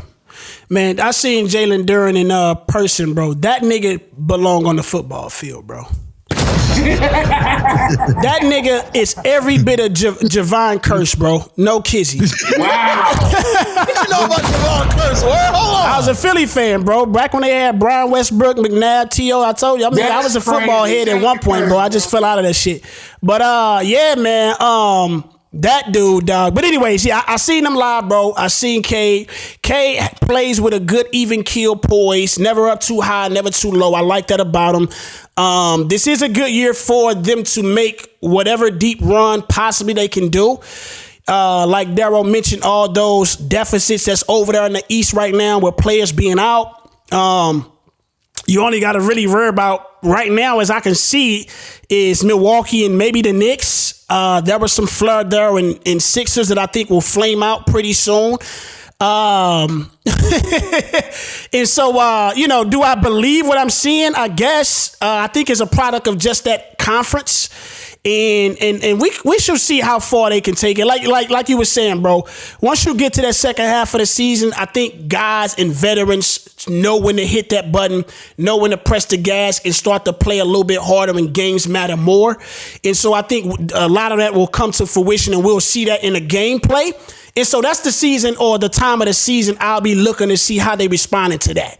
And really looking at games when they play against other stars. Like, as hype as I was or as hype as I wanted to be about my Lakers prior to going into the game the other night versus Oklahoma City Thunders, all that flattened after that game. Because I'm measuring what it looks like versus real championship caliber teams. I don't care if we beat the Hornets. I don't care if we beat Jazz and all these other teams. No, what are you doing versus the other top tier champion level guys in the league? And so I think that's what I'll pay attention with the Detroit Pistons. But kudos to Cade, man, for just even having the Detroit Pistons back in the relevant space. You know what I mean? Having been there probably since the early 2000s. You know what I'm saying? When they did my Lakers a nasty one. But yeah, bro, that's my thoughts on them, bro. And we shall see what unfolds with them guys. Word. You want to get this next Russell Westbrook topic? I feel like you do for this one. I ain't gonna go too crazy, man. That was kind of laughing, but very serious one, man. In the heart of hearts, we ain't gonna spend too much time on it, but in the heart of hearts, man, my hot take with this, bro, is Russell Westbrook is still currently now the best player on the Sacramento Kings roster right now in 2025. Let me look. That's my hot take. I'll give some people out to know that I know basketball. I don't believe it's Zach LaVine or DeMar DeRozan, though. I would say it's Sabonis, if anybody, that's the best player on that team. But, man, the way he's been playing, it does make me consider or have to at least fantasize about what he would still be putting up if he was getting 35 minutes plus a night. I mean, the guy is coming off the bench some nights, still doing triple doubles, and they're paying Dennis Schroeder, who once denied the Lakers contract and got however many million somewhere else, and now he's sitting in front of Russ. The relationship, if you know the relationship between Dennis and Russell, I know it has to be something unique. I mean, he played behind him. I mean, Russell played in front of him, and Dennis was the backup for him in Oklahoma City. They played next to each other over in LA. Now the roles have totally reversed. In all these times, Russell still has been a better player. It's just a matter of how to, and I think Russ is the perfect. And see, I love this. This is kind of off the take now. I love Russ in this scenario because he's the perfect person to where you see the example of the league trying to do him bad, but you can't put the glove on him that you want to put on him that was put on DeMarcus Cousins or somebody that was like right now, what we see him going Carmelo, or even what will probably be for somebody like a Ja Morant, because those guys, they have an attitude, but also they give them reason off the court to give any like blackballing or wrongfully treatment towards them.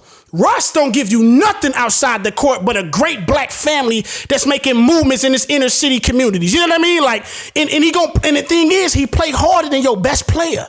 You know what I mean? He practiced harder. You know what I mean? Like, he wanted more than anybody than a nigga that's getting paid $70 million like Devin Booker right now. You know what I'm saying? Like, so what do you do when he walking in the locker room and he like that every night? You know what I mean? Like, you gotta honor that. And I'm ready. I'm ready to see how it all unfolds, because I was looking at Lou Will and DeMarcus Cousins talking about this on their show, and they was like, bro, they glad this is happening because the league was trying to really mess up his legacy, bro. And I don't like that for a dude like Russ, because he not only one of my favorites, he a dude that never teach the game, bro. And he still is serviceable, bruh. You know what I mean? Like, he very serviceable. I hate that his baddest stint with a team was with my Lakers, bro. Cause we ain't do that nigga right. We was the niggas that started the whole narrative that switched on him, bruh. Keep it a beat. That's total objectivity. Niggas know I'm Laker Nation. Anyways, we can get to the next one, bro. I agree. I'm next transition this to one of the more hot stories in the NBA this past week. Nico Harrison was fired from the Dallas Mavericks. Yeah, I need a gunshot for that. So, big front office shakeup in Dallas. GM Nico Harrison has been let go. Let's unpack whether this is overdue or just a scapegoating. So, I mean, I think that the big elephant in the room is the AD and Luka trade. Like, as a Texan myself, you know, Texas Tech University, everybody from there was from Dallas. I hate Dallas fans. Cowboys fans, Mavs fans, Ranger fans, all Dallas fans. I hate them. I don't even like South Oak Cliff. I want to be honest. Even the high school football team, trash. Allen, trash. But nonetheless, I want to get to the point of, whenever it comes to the Dallas fan base, they hated Nico Harrison more than they hated Jerry Jones. Which is saying a lot. That's a lot. Which is saying a lot. People were sick and tired of this man because of the Luka trade. Now, in my opinion, and this is a question I have for y'all. Yeah. Do y'all think that this firing was warranted by the front office? Yes or no? Before I go on what I'm going to say, what do y'all think? 1,000% yes. What you got, Kenny? Good riddance. See, in my opinion, I think that Nico Harrison was scapegoated. I think he was scapegoated. And in benefit of who? In benefit of who? No. It only can be in benefit of one person at this point, right? Because who would it be in benefit of? The reason why I'm saying he's scapegoated. Let me cook. No. Hey, Kenny G, let him rock. Let's see what he got. Let's just see how he rock, Kenny. Let's see how he rock. Whenever I say no, Kenny, you just gotta let me finish what I'm gonna say. You gotta just let me. Let's see how he rock, Kenny. Let's see. Whenever I say he was scapegoated, there is no way that you're able to trade that type of superstar without the clearing from the owners. There's no way you're able to trade a superstar without, like, nobody can make me think that Nico Harrison was the one who traded Luka Doncic on his own. I will never believe that. I will never believe that. That is against every business set. You do not trade away your own young asset like that unless it is cleared by the owners. That was an ownership decision. That was not just a Nico here. And that's the reason why I'm saying he's scapegoated. I don't think that was just his decision. I believe there's some validity in that. What you got, Kenny G? What you got? Look at the lean. I'm done. Watch this. Watch this.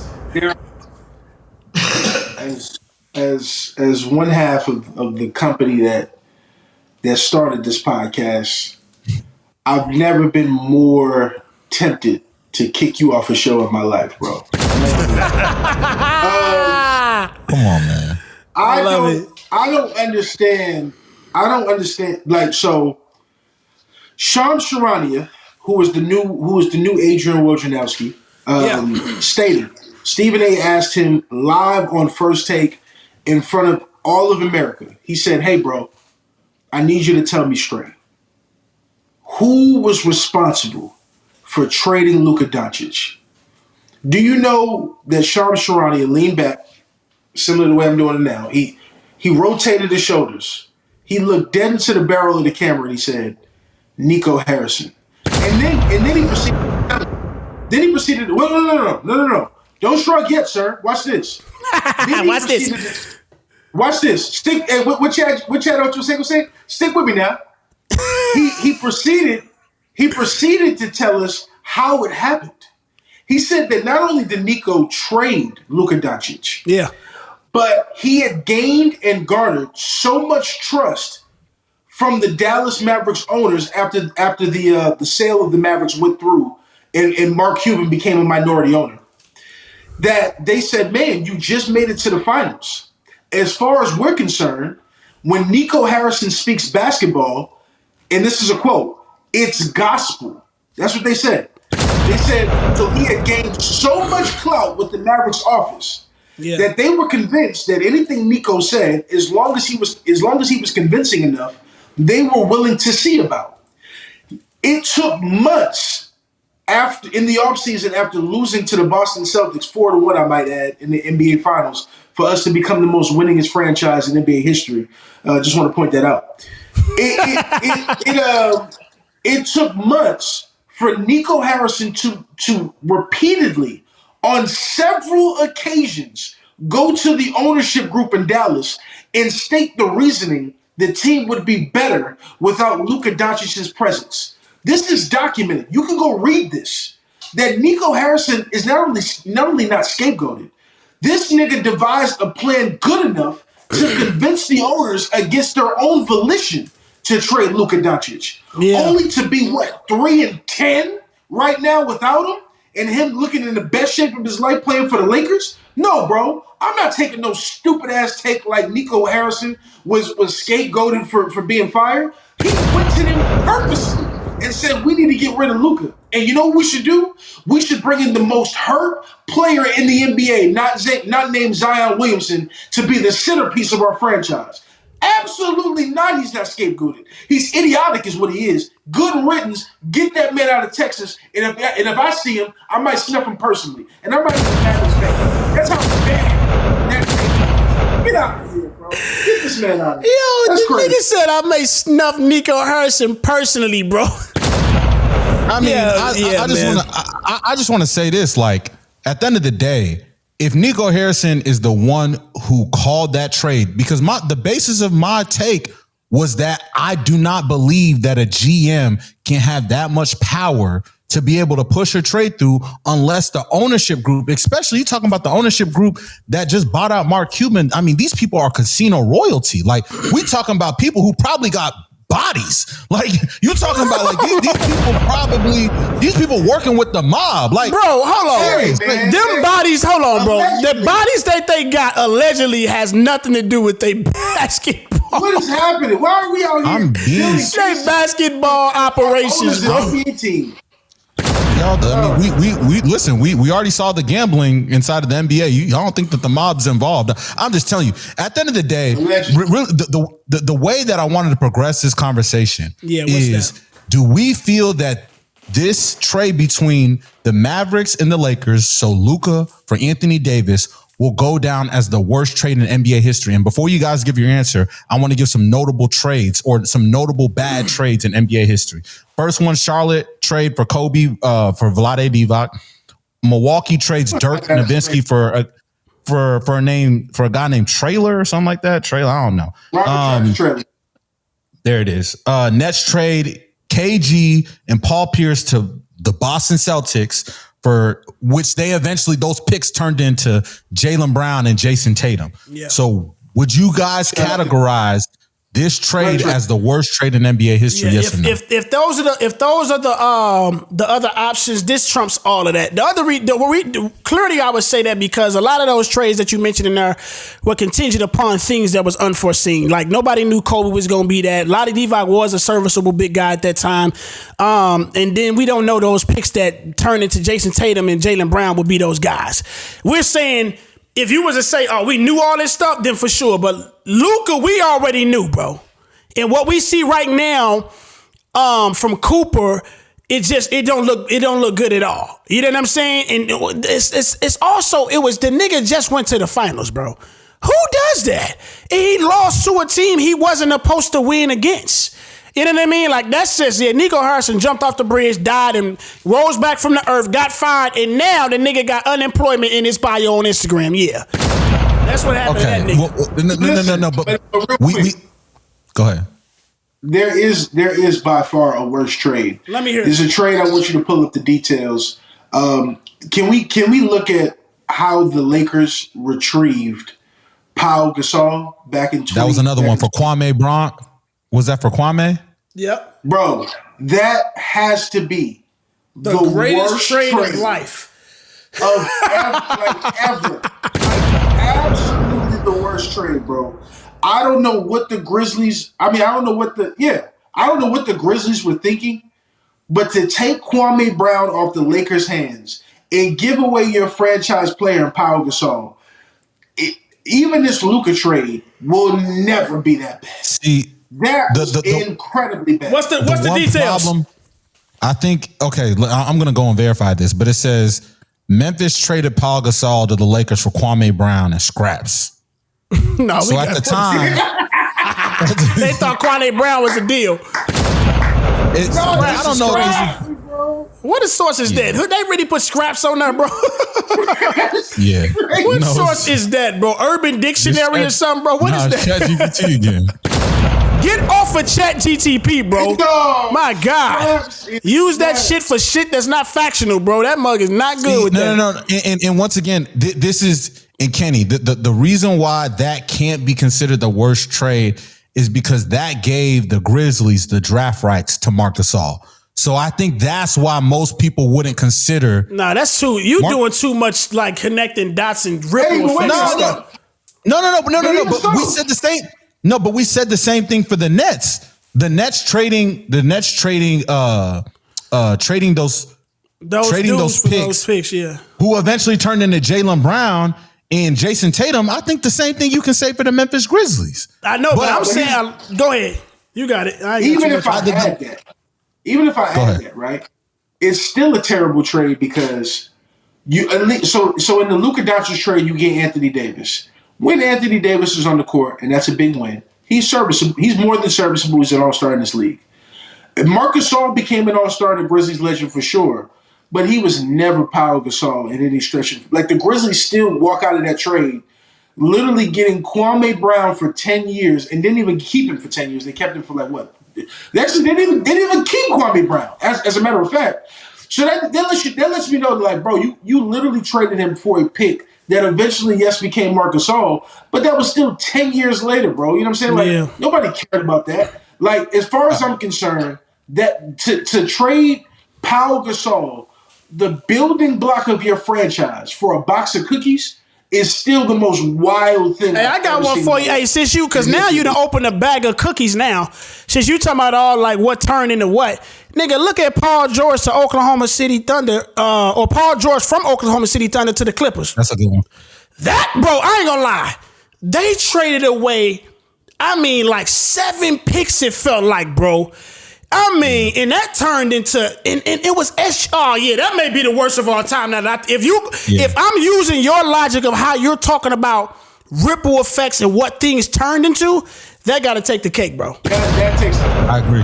They literally won a championship because of Paul George. Literally, that's a fact. And it's the deepest, youngest team in the history of the entire league, bro. Kawhi Leonard. That was orchestrated by Kawhi Leonard. The one thing I do want to say,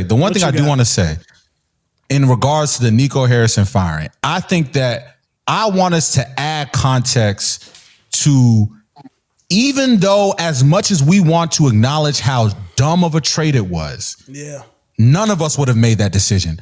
We still got to discuss how bad Luka looked in those finals. Luka put up amazing numbers, but Luka still... Listen, I'm saying in the sense of his pouting, in the sense of him not playing defense, the blow-bys, him being out of shape. The Luka that we see this last year, I'm serious. In a lot of ways, Luka should be happy he got traded, because I think that the Luka that we're going to see now moving forward, I'm not sure if we would have ever seen this Luka. They had been begging Luka since he got into the league to work on his conditioning. And I feel had he not been traded, he had not dealt with that heartbreak, we would not see this type of vigor and hunger in him to prove himself. You gotta have. I don't think that's a crazy take. I can't do this. It's crazy. It's crazy in general, but it's really crazy coming from you, dog. I always said this. Like this is now like with much proof to say the things I once said in the past. Bro, he was the white James Harden, bro. Now, I don't ever recall you ever having that much smoke. I mean, he took his team to levels that a James Harden, and I don't want to make that a whole nother battle. I'm just saying that because that's a really close comparison or like style player that he is. And look, bro, this dude was, he was out of shape. I'll agree with you on he was out of shape. Still cooking. He looked bad, and he played terrible defense, which I hate from my stars, right? But as much as I want to, the version of me, and look, you could go back to Pot, I was murdering that nigga, bro. But I still have to sit with the fact that I believe he was still the best player, at least on one side of the ball. Now, a lot of times when you're looking at MVPs, that's who gets the MVP or the high stakes rewards or whatever. He was still the best player in the series, with one of my favorite players in the series, right? That year. I'm glad you admit that word. Look, you came a long way, bro. Hey, I'm keeping it a bean, bro. Look, that year, bro, Jokic won the MVP. I thought Luka, especially now in hindsight, bro, with how cats are getting MVPs, dude was a walking 34-9-9, bro, in that body. And I mean, he was, so like, what we just witnessed from SGA last year was impressive. A lot of 30-point games, whatever you want to call it. But bro, that nigga was every bit of that and more, bro. So I think you gotta be a little bit more realistic if you want us to be super hard on how he looked in that finals. Like, he still was the best player. And you must just have a huge gripe with how he looked on the other side of the ball. And I can feel that, but we can't take away what he did on the other side. I agree. Let's go a step further. Really quick, let's just go a step further. Luka at 265, 270 is still better than any player that we can talk about right now, bro, on this podcast. That nigga Luka at that weight, at that size. You know what I'm saying? In this league. That nigga Luka at that He's weight, saying consider me. Size. Okay, yeah, for sure, yeah. Bro, yeah. He still was smoking the league like we had never seen. He was, man. It was nasty work, but he was doing it. 6'7". Yeah. Smoking hookah before the game, drinking Coors Light during postseason, smoking niggas, giving cats step backs and everything, bro. Yeah. So it's hard for me to hear that take, because though I agree with your sentiment about motivation, I'll be honest, he was so cold, even out of shape, fat, and sloppy. I mean, the motivation is going to help. He's going to play more years, but I don't know if he was going to be more dominant than the nigga I seen doing that. He was smoking it. And I ain't never seen nobody do what Luka was doing at that size besides prime James Harden. Yeah. And honestly, but the only difference was he was doing it in the playoffs. That was the biggest difference. Correct. He was doing it in the playoffs. Which, listen, if James Harden carried on his legacy the way he was supposed to, he would have been Luka Doncic. That's how cold Luka Doncic was fat, bro. That's how cold he was fat. Moving to this next one, man. Is a poor man's Luka Doncic, and Luka Doncic is severely out of shape. Hey, that nigga jumped off the bridge with them last two statements, bro. What we got? What we got to finish this out? Let me get this last topic. So, I mean, I don't know if you guys been watching, but I mean, Jokic, he's been going crazy. Dropped 50. Yeah, I think this is last night, 2 nights ago. Yeah. 55 points on 78% shooting, 12 rebounds, 6 assists. Over the last 5 games, he's been averaging 35, 10, and 11. So the question that I got for you guys, do y'all think that Jokic is better than Shaquille O'Neal? Not at all. Not one bit. I'll make this easy and simple. He's not better than, he's nowhere near better. Let me, because it's a couple. Relax. Here's the thing. Relax. This why, because when I say this, I for the most part look at this through the lens of career, right? I'm looking at what does this guy do and what has he done, even at the stage, right? I don't think he will go on to be greater or have a better career than Shaq. I think one could argue he can get it in more ways than Shaq. He can serve his team in more ways. But when you talk about dominance, imposing will on a team and making the opposing team have to deal, we've never seen another Shaq. We will never see another Shaq. And so with those being said, I'm looking at these, accolades you have down here, in 4 championships to 1, with 3 final MVPs, I can almost stop right there, really. He has a season MVP. And honestly, bro, that's all I got to kind of look at, bro. Even if I'm looking at peak Shaq, right? And peak Jokic, I'm picking Shaq 10 out of 10. Easy. One word said a lot there, so I'm not going to go too far. I would just say this. Shaquille O'Neal was more dominant, hands down.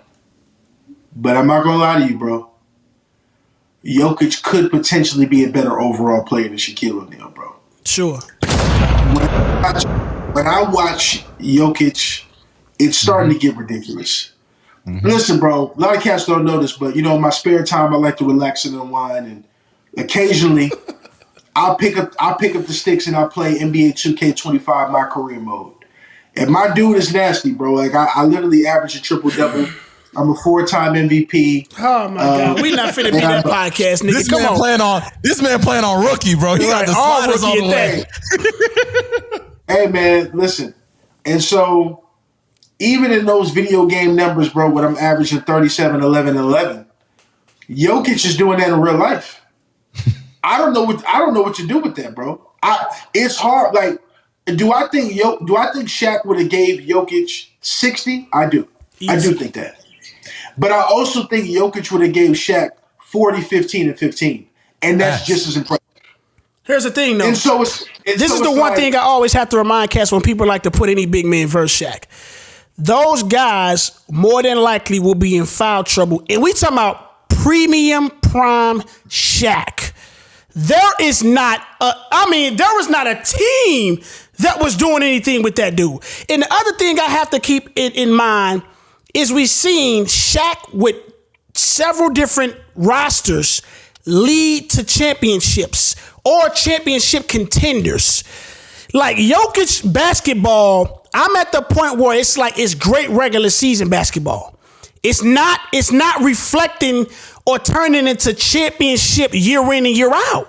He only been to one championship. He's the Giannis. Hold on. Let's be a little balanced, though. Let's be a little balanced. Let's try to balance it. Shaquille O'Neal has won 4 rings, yes. Shaquille O'Neal was the most dominant force we've ever seen, yes.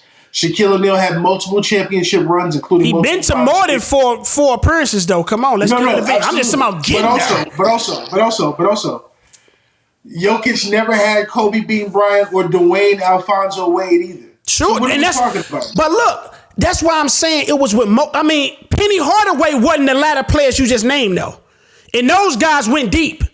I want to say, did they lose the finals with Magic, bro? Did they lose versus Hakeem? Ask you a question. Yeah, they lost. Who was better? You roll out the ball. Tell me who's the better player. That Penny Hardaway in Orlando or Jamal Murray? Penny Hardaway. Who had a better team? I believe the supporting cast. Yeah, I answered it. I answered it. Supporting cast. I answered it. I think the best. Who had a better supporting cast on the championship runs between those teams? I would probably lean towards the Denver Nuggets, bro. I would. Horace Grant was on that team too, right? He was, bro. But I'm saying Nick Anderson, Dennis Scott. Sure. They weren't no scrubs. Sure, they wasn't scrubs, but them dudes, I'm talking about even just a player being more skilled now, bro. Like, it's just a different evolution. Those guys were true role players. We had guys that were on this Denver Nugget team that were once the number one on their team. Aaron Gordon came down, was he was a beyond great role player. KCP, Bruce Brown, Michael Porter Jr., Jamal Murray, like that's a great roster behind your number one, bro. You know what I'm saying? Like, and so, yeah, I don't have nothing to say about Dwayne Wade and Kobe. Sure, I know. All-time top 5, top 25 players, sure. But and that's why I said it was multiple teams, bro. You know what I'm saying? Like, I think that's something to consider. There's one thing I want to add to this. You got to understand, Jokic right now, Jokic is going to turn 31 this season. Shaq retired at 39. And I think this is where we're going to see the stark difference. Jokic's playing style, I don't see him not averaging 25, 9, and 8, even when he's 39. Jokic, the way he play, because a lot of times when you have above the rim type of players, they age very poorly. Your Derrick Roses of the world, they don't age well. When you have a type of big man like Jokic and his playing style similar to a Tim Duncan, this isn't going to stop anytime soon. This isn't going to, and even to add, your man's Luka, he want to play with Jokic. Just imagine if we saw Jokic and Luka in a pick and roll, the whole NBA. Listen, I'm telling you right now, as a Black American, I will shut it down. I'll be sick of it. If I had to see two white dudes cook the NBA like that, like Larry Bird and the Celtics did back in the day, I'll be sick of it. I couldn't watch it. But really, in my opinion, if Jokic, what really changes this conversation for me, if Jokic was a Black American, this would be a completely different conversation. No, if Jokic were a Black American, we would feel completely different about his dominance. Let me ask you this. It's a fact. Let me ask you this. I'm not mad. Here we go. We don't have to even talk hypothetically. Let me just walk it down to see where we are. How far or how close is Giannis and Jokic? Just answer that for me. Are they in the same realm? If you ask me, I believe they are. But let me hear you. That's tough. Because I can easily say this. Why? Because it's 2 MVPs to what? 3, right? They both got a championship. One player is easily the better player on both sides of the ball. That's where I think that makes up for that last MVP. And you're talking about dominance. The only other players I put in the conversation is dominance with Shaq. It isn't at the same level or fashion, but dominance is Bron and Giannis. Those are the only 2 guys that I put in that level of having a team I feel like is so dominant and their style is on that level. So do you think Giannis is in the conversation with Shaq? Because if he's in the same realm, he's that black guy that's Jokic right now. He is.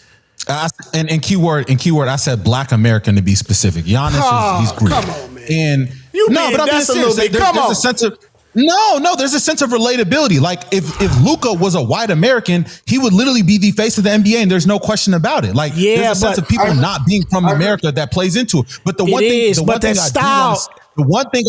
I get it. But the thing that I want to say, when you talk about dominance, you're talking about a strength. You're talking about a powerful playing style. Whenever I think about dominance, I'm talking about like the ability to not stop him, because like Kenny talked about, when you set up a wall, it makes it difficult for Giannis to score. There's no way you can stop Jokic from running an offense, because if you try to pick him up, he diamond everybody on the team. What do we? I don't know if there's many players that are as dominant as him. What you got, Kenny? What's this? To Daryl's point, I don't think Giannis and Joker are as close as you guys do. I do not actually. If I'm actually talking basketball, Giannis in real life, though super dominant and super amazing in my opinion, and definitely by far the better defensive player, Giannis can actually be stopped. There's no way to stop Nikola Jokic in today's NBA. And to me, that's a big gap, because though Giannis plays defense that Jokic can only dream of, everywhere else, passing, rebounding, IQ, anything else literally concerning basketball skill, Jokic is by far a mile away, bro. Jokic, but on the other side of it, I can't let you do Giannis like that. And I don't know how. You could maybe edge Jokic, if that, right? To say they're not even close is almost crazy. Because when you talk about, I've seen you saying somebody can't stop Jokic, right? I've seen Jokic have to get saved by Jamal Murray.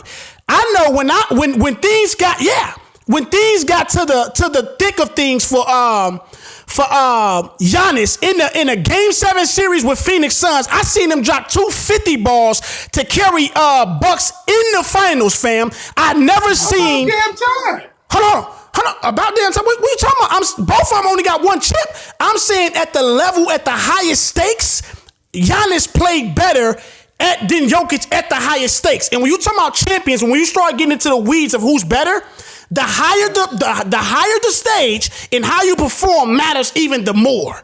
You know what I'm saying? And so that's why on the other side, he not only doing it on dropping 50, he had crucial blocks like a Bron. You know what I'm saying? I remember. I know you remember that run. It was a chase. I would argue though that Jokic has not only went to that mountaintop, but he stayed there longer. I would argue. I don't know about that. Giannis is still there. Giannis is. Hold on. This is crazy now. Would you argue real quick? And I know we got to wrap up, but would you argue that Giannis is the same dude from that finals run? Yeah, Giannis has never. Leader right now. I'm not gonna lie, bro. I'm not, bro. Look at his seasons ever since then. There's not a drop bitch. The only thing you can say about Giannis that I'm critical about is because he has to carry for 82 games, his body worn out by the end of the season, and he doesn't even have enough to get the playoffs. But he don't have nearly as, he hasn't had, well, I ain't gonna say that. He had Dame, they didn't get the chemistry right. You got Doc, he had some players over there. But he's been carrying for the majority of the seasons since that finals, bro, and hasn't dropped. He hasn't dropped one bit. He's a walking 30, 12, and 5 year in and year out. Literally, bro. 30, 12, and 5 every year. He hasn't dropped. Look at it, bro. I'm not capping for the dude. I'm not even no Giannis Stan or nothing. You know what I'm saying? Okay. They in the same. To wrap that one up, though. We come back to that. We got to come back. I think that's a good one for sure. Giannis and Jokic is a good conversation. But yeah, let's come back to that. What makes the thing is though, right? Where do we have Shaq and TD? Right? Do we have Shaq in front of Tim Duncan? Ooh.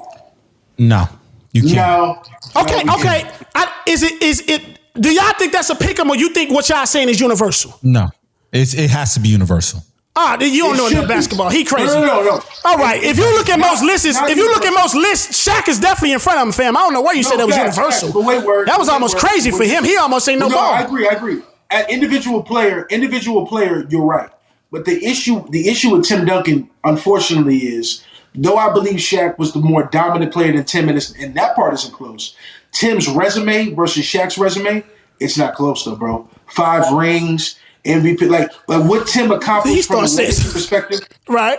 What Tim accomplished from a legacy perspective, it was like, damn. Unfortunately, Tim wasn't Shaq, but overall, Tim gets the edge or should get the edge on an all-time list because of the resume.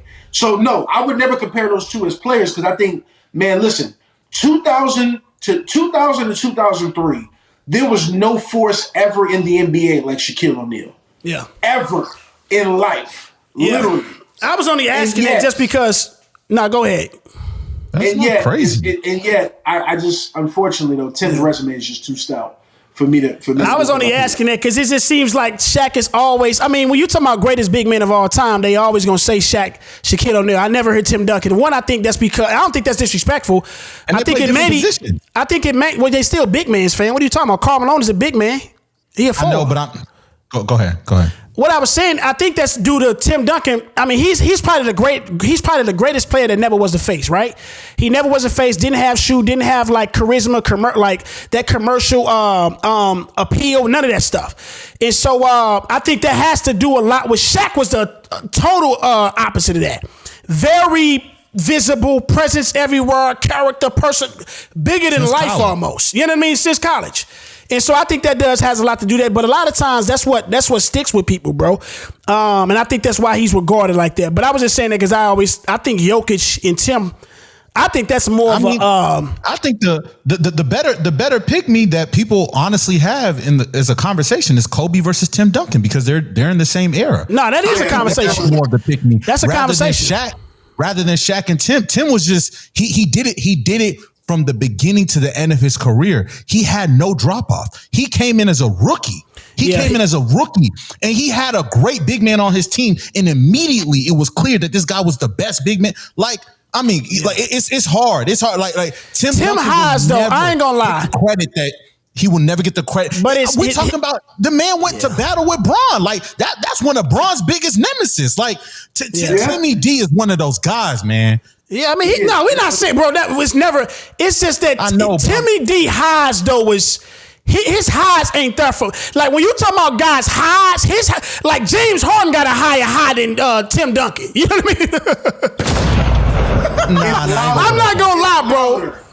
I'm just saying what they put together. He was a great defensive player too. Bro, Russell Westbrook got a higher than Tim Duncan. I'm gonna keep it a bean with you. I'm just being 100. Yes.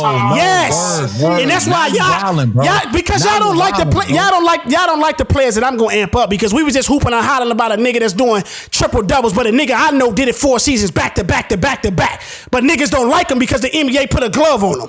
That's what I'm saying. Bro, what am I saying? You want me to clarify? Tim Duncan was a great defender too? No, do you understand Tim Duncan was a great defender too? Right, but Russell Westbrook isn't a horrible defender like James Harden. So I said that because this is another guy with a crazy high. What are you talking about? Like, what we talking about? We can't just try to do that. We just talked about Jokic, and this nigga's he ain't known as a great defender by no stretch of imagination. No. But I want you to clip this. Russell Westbrook has a higher high than Tim Duncan. Yes. Nigga, that's easy for me to stand by. That's easy for me to stand by. That's easy for to stand by. You crazy, nigga. You need to be drug tested. No, you tripping word. But I ain't tripping. I'm telling you, bro. I stand behind this stuff easy. I'm the same nigga that had to tell niggas about a lot of niggas, and after time passed, they came back and seen what was real. Niggas know me. Believe that. Hey, whenever you give me that, anytime you get a nigga like me at this stage in life saying niggas know me, you know you done turned the corner in me now, bro. Niggas know me when it come to that energy, bro. Anyways, bro, what we rapping with, bro? Yeah, I'm standing on that nigga. They say no Pat Bev moment because that nigga say brazy stuff. Shout out to Pat though. What we doing, man? Close it out for us, bro. No, that's on you. He want me to do it. Yeah, run the whole show, bro. You got the whole show. No, I'm playing, man. Anyways, man. Man, episode 36, man. Felt good to be live, to be back in the building, man. We just over 2 hours. It's only 9/12, Thursday, November 13th. That nigga lives in an apartment. That nigga lives in apartment 501. If you want to find that nigga, DJ Darrow, I got the low on him, man. Hit me right now. Anyways, man.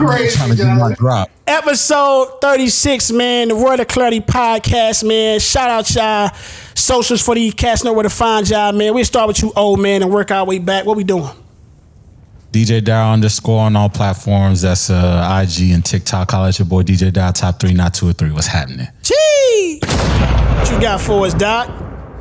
Hey, man. Add Kenny Klarity. That's Klarity with a K, man. Y'all go ahead and tap in. Got a lot of stuff coming. Yeah, man. Just excited, man, to not only get the pod out, but the music out. So y'all stay tuned. Yes, sir, man. It's your boy Word at It's Just _Word. Lot more coming, man. The podcast coming, man. If you was here at the beginning of the show, dog, shout out to the new record that dropped, Milaons, Interlude. That will be on DSPs coming time soon. Right now, you can get it at YouTube. What's the Word channel, dog? So y'all make sure y'all check it out.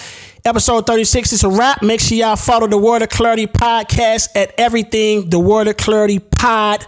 And we available on all DSPs, man. And make sure y'all like, comment, subscribe. We out of this thing. Yeah.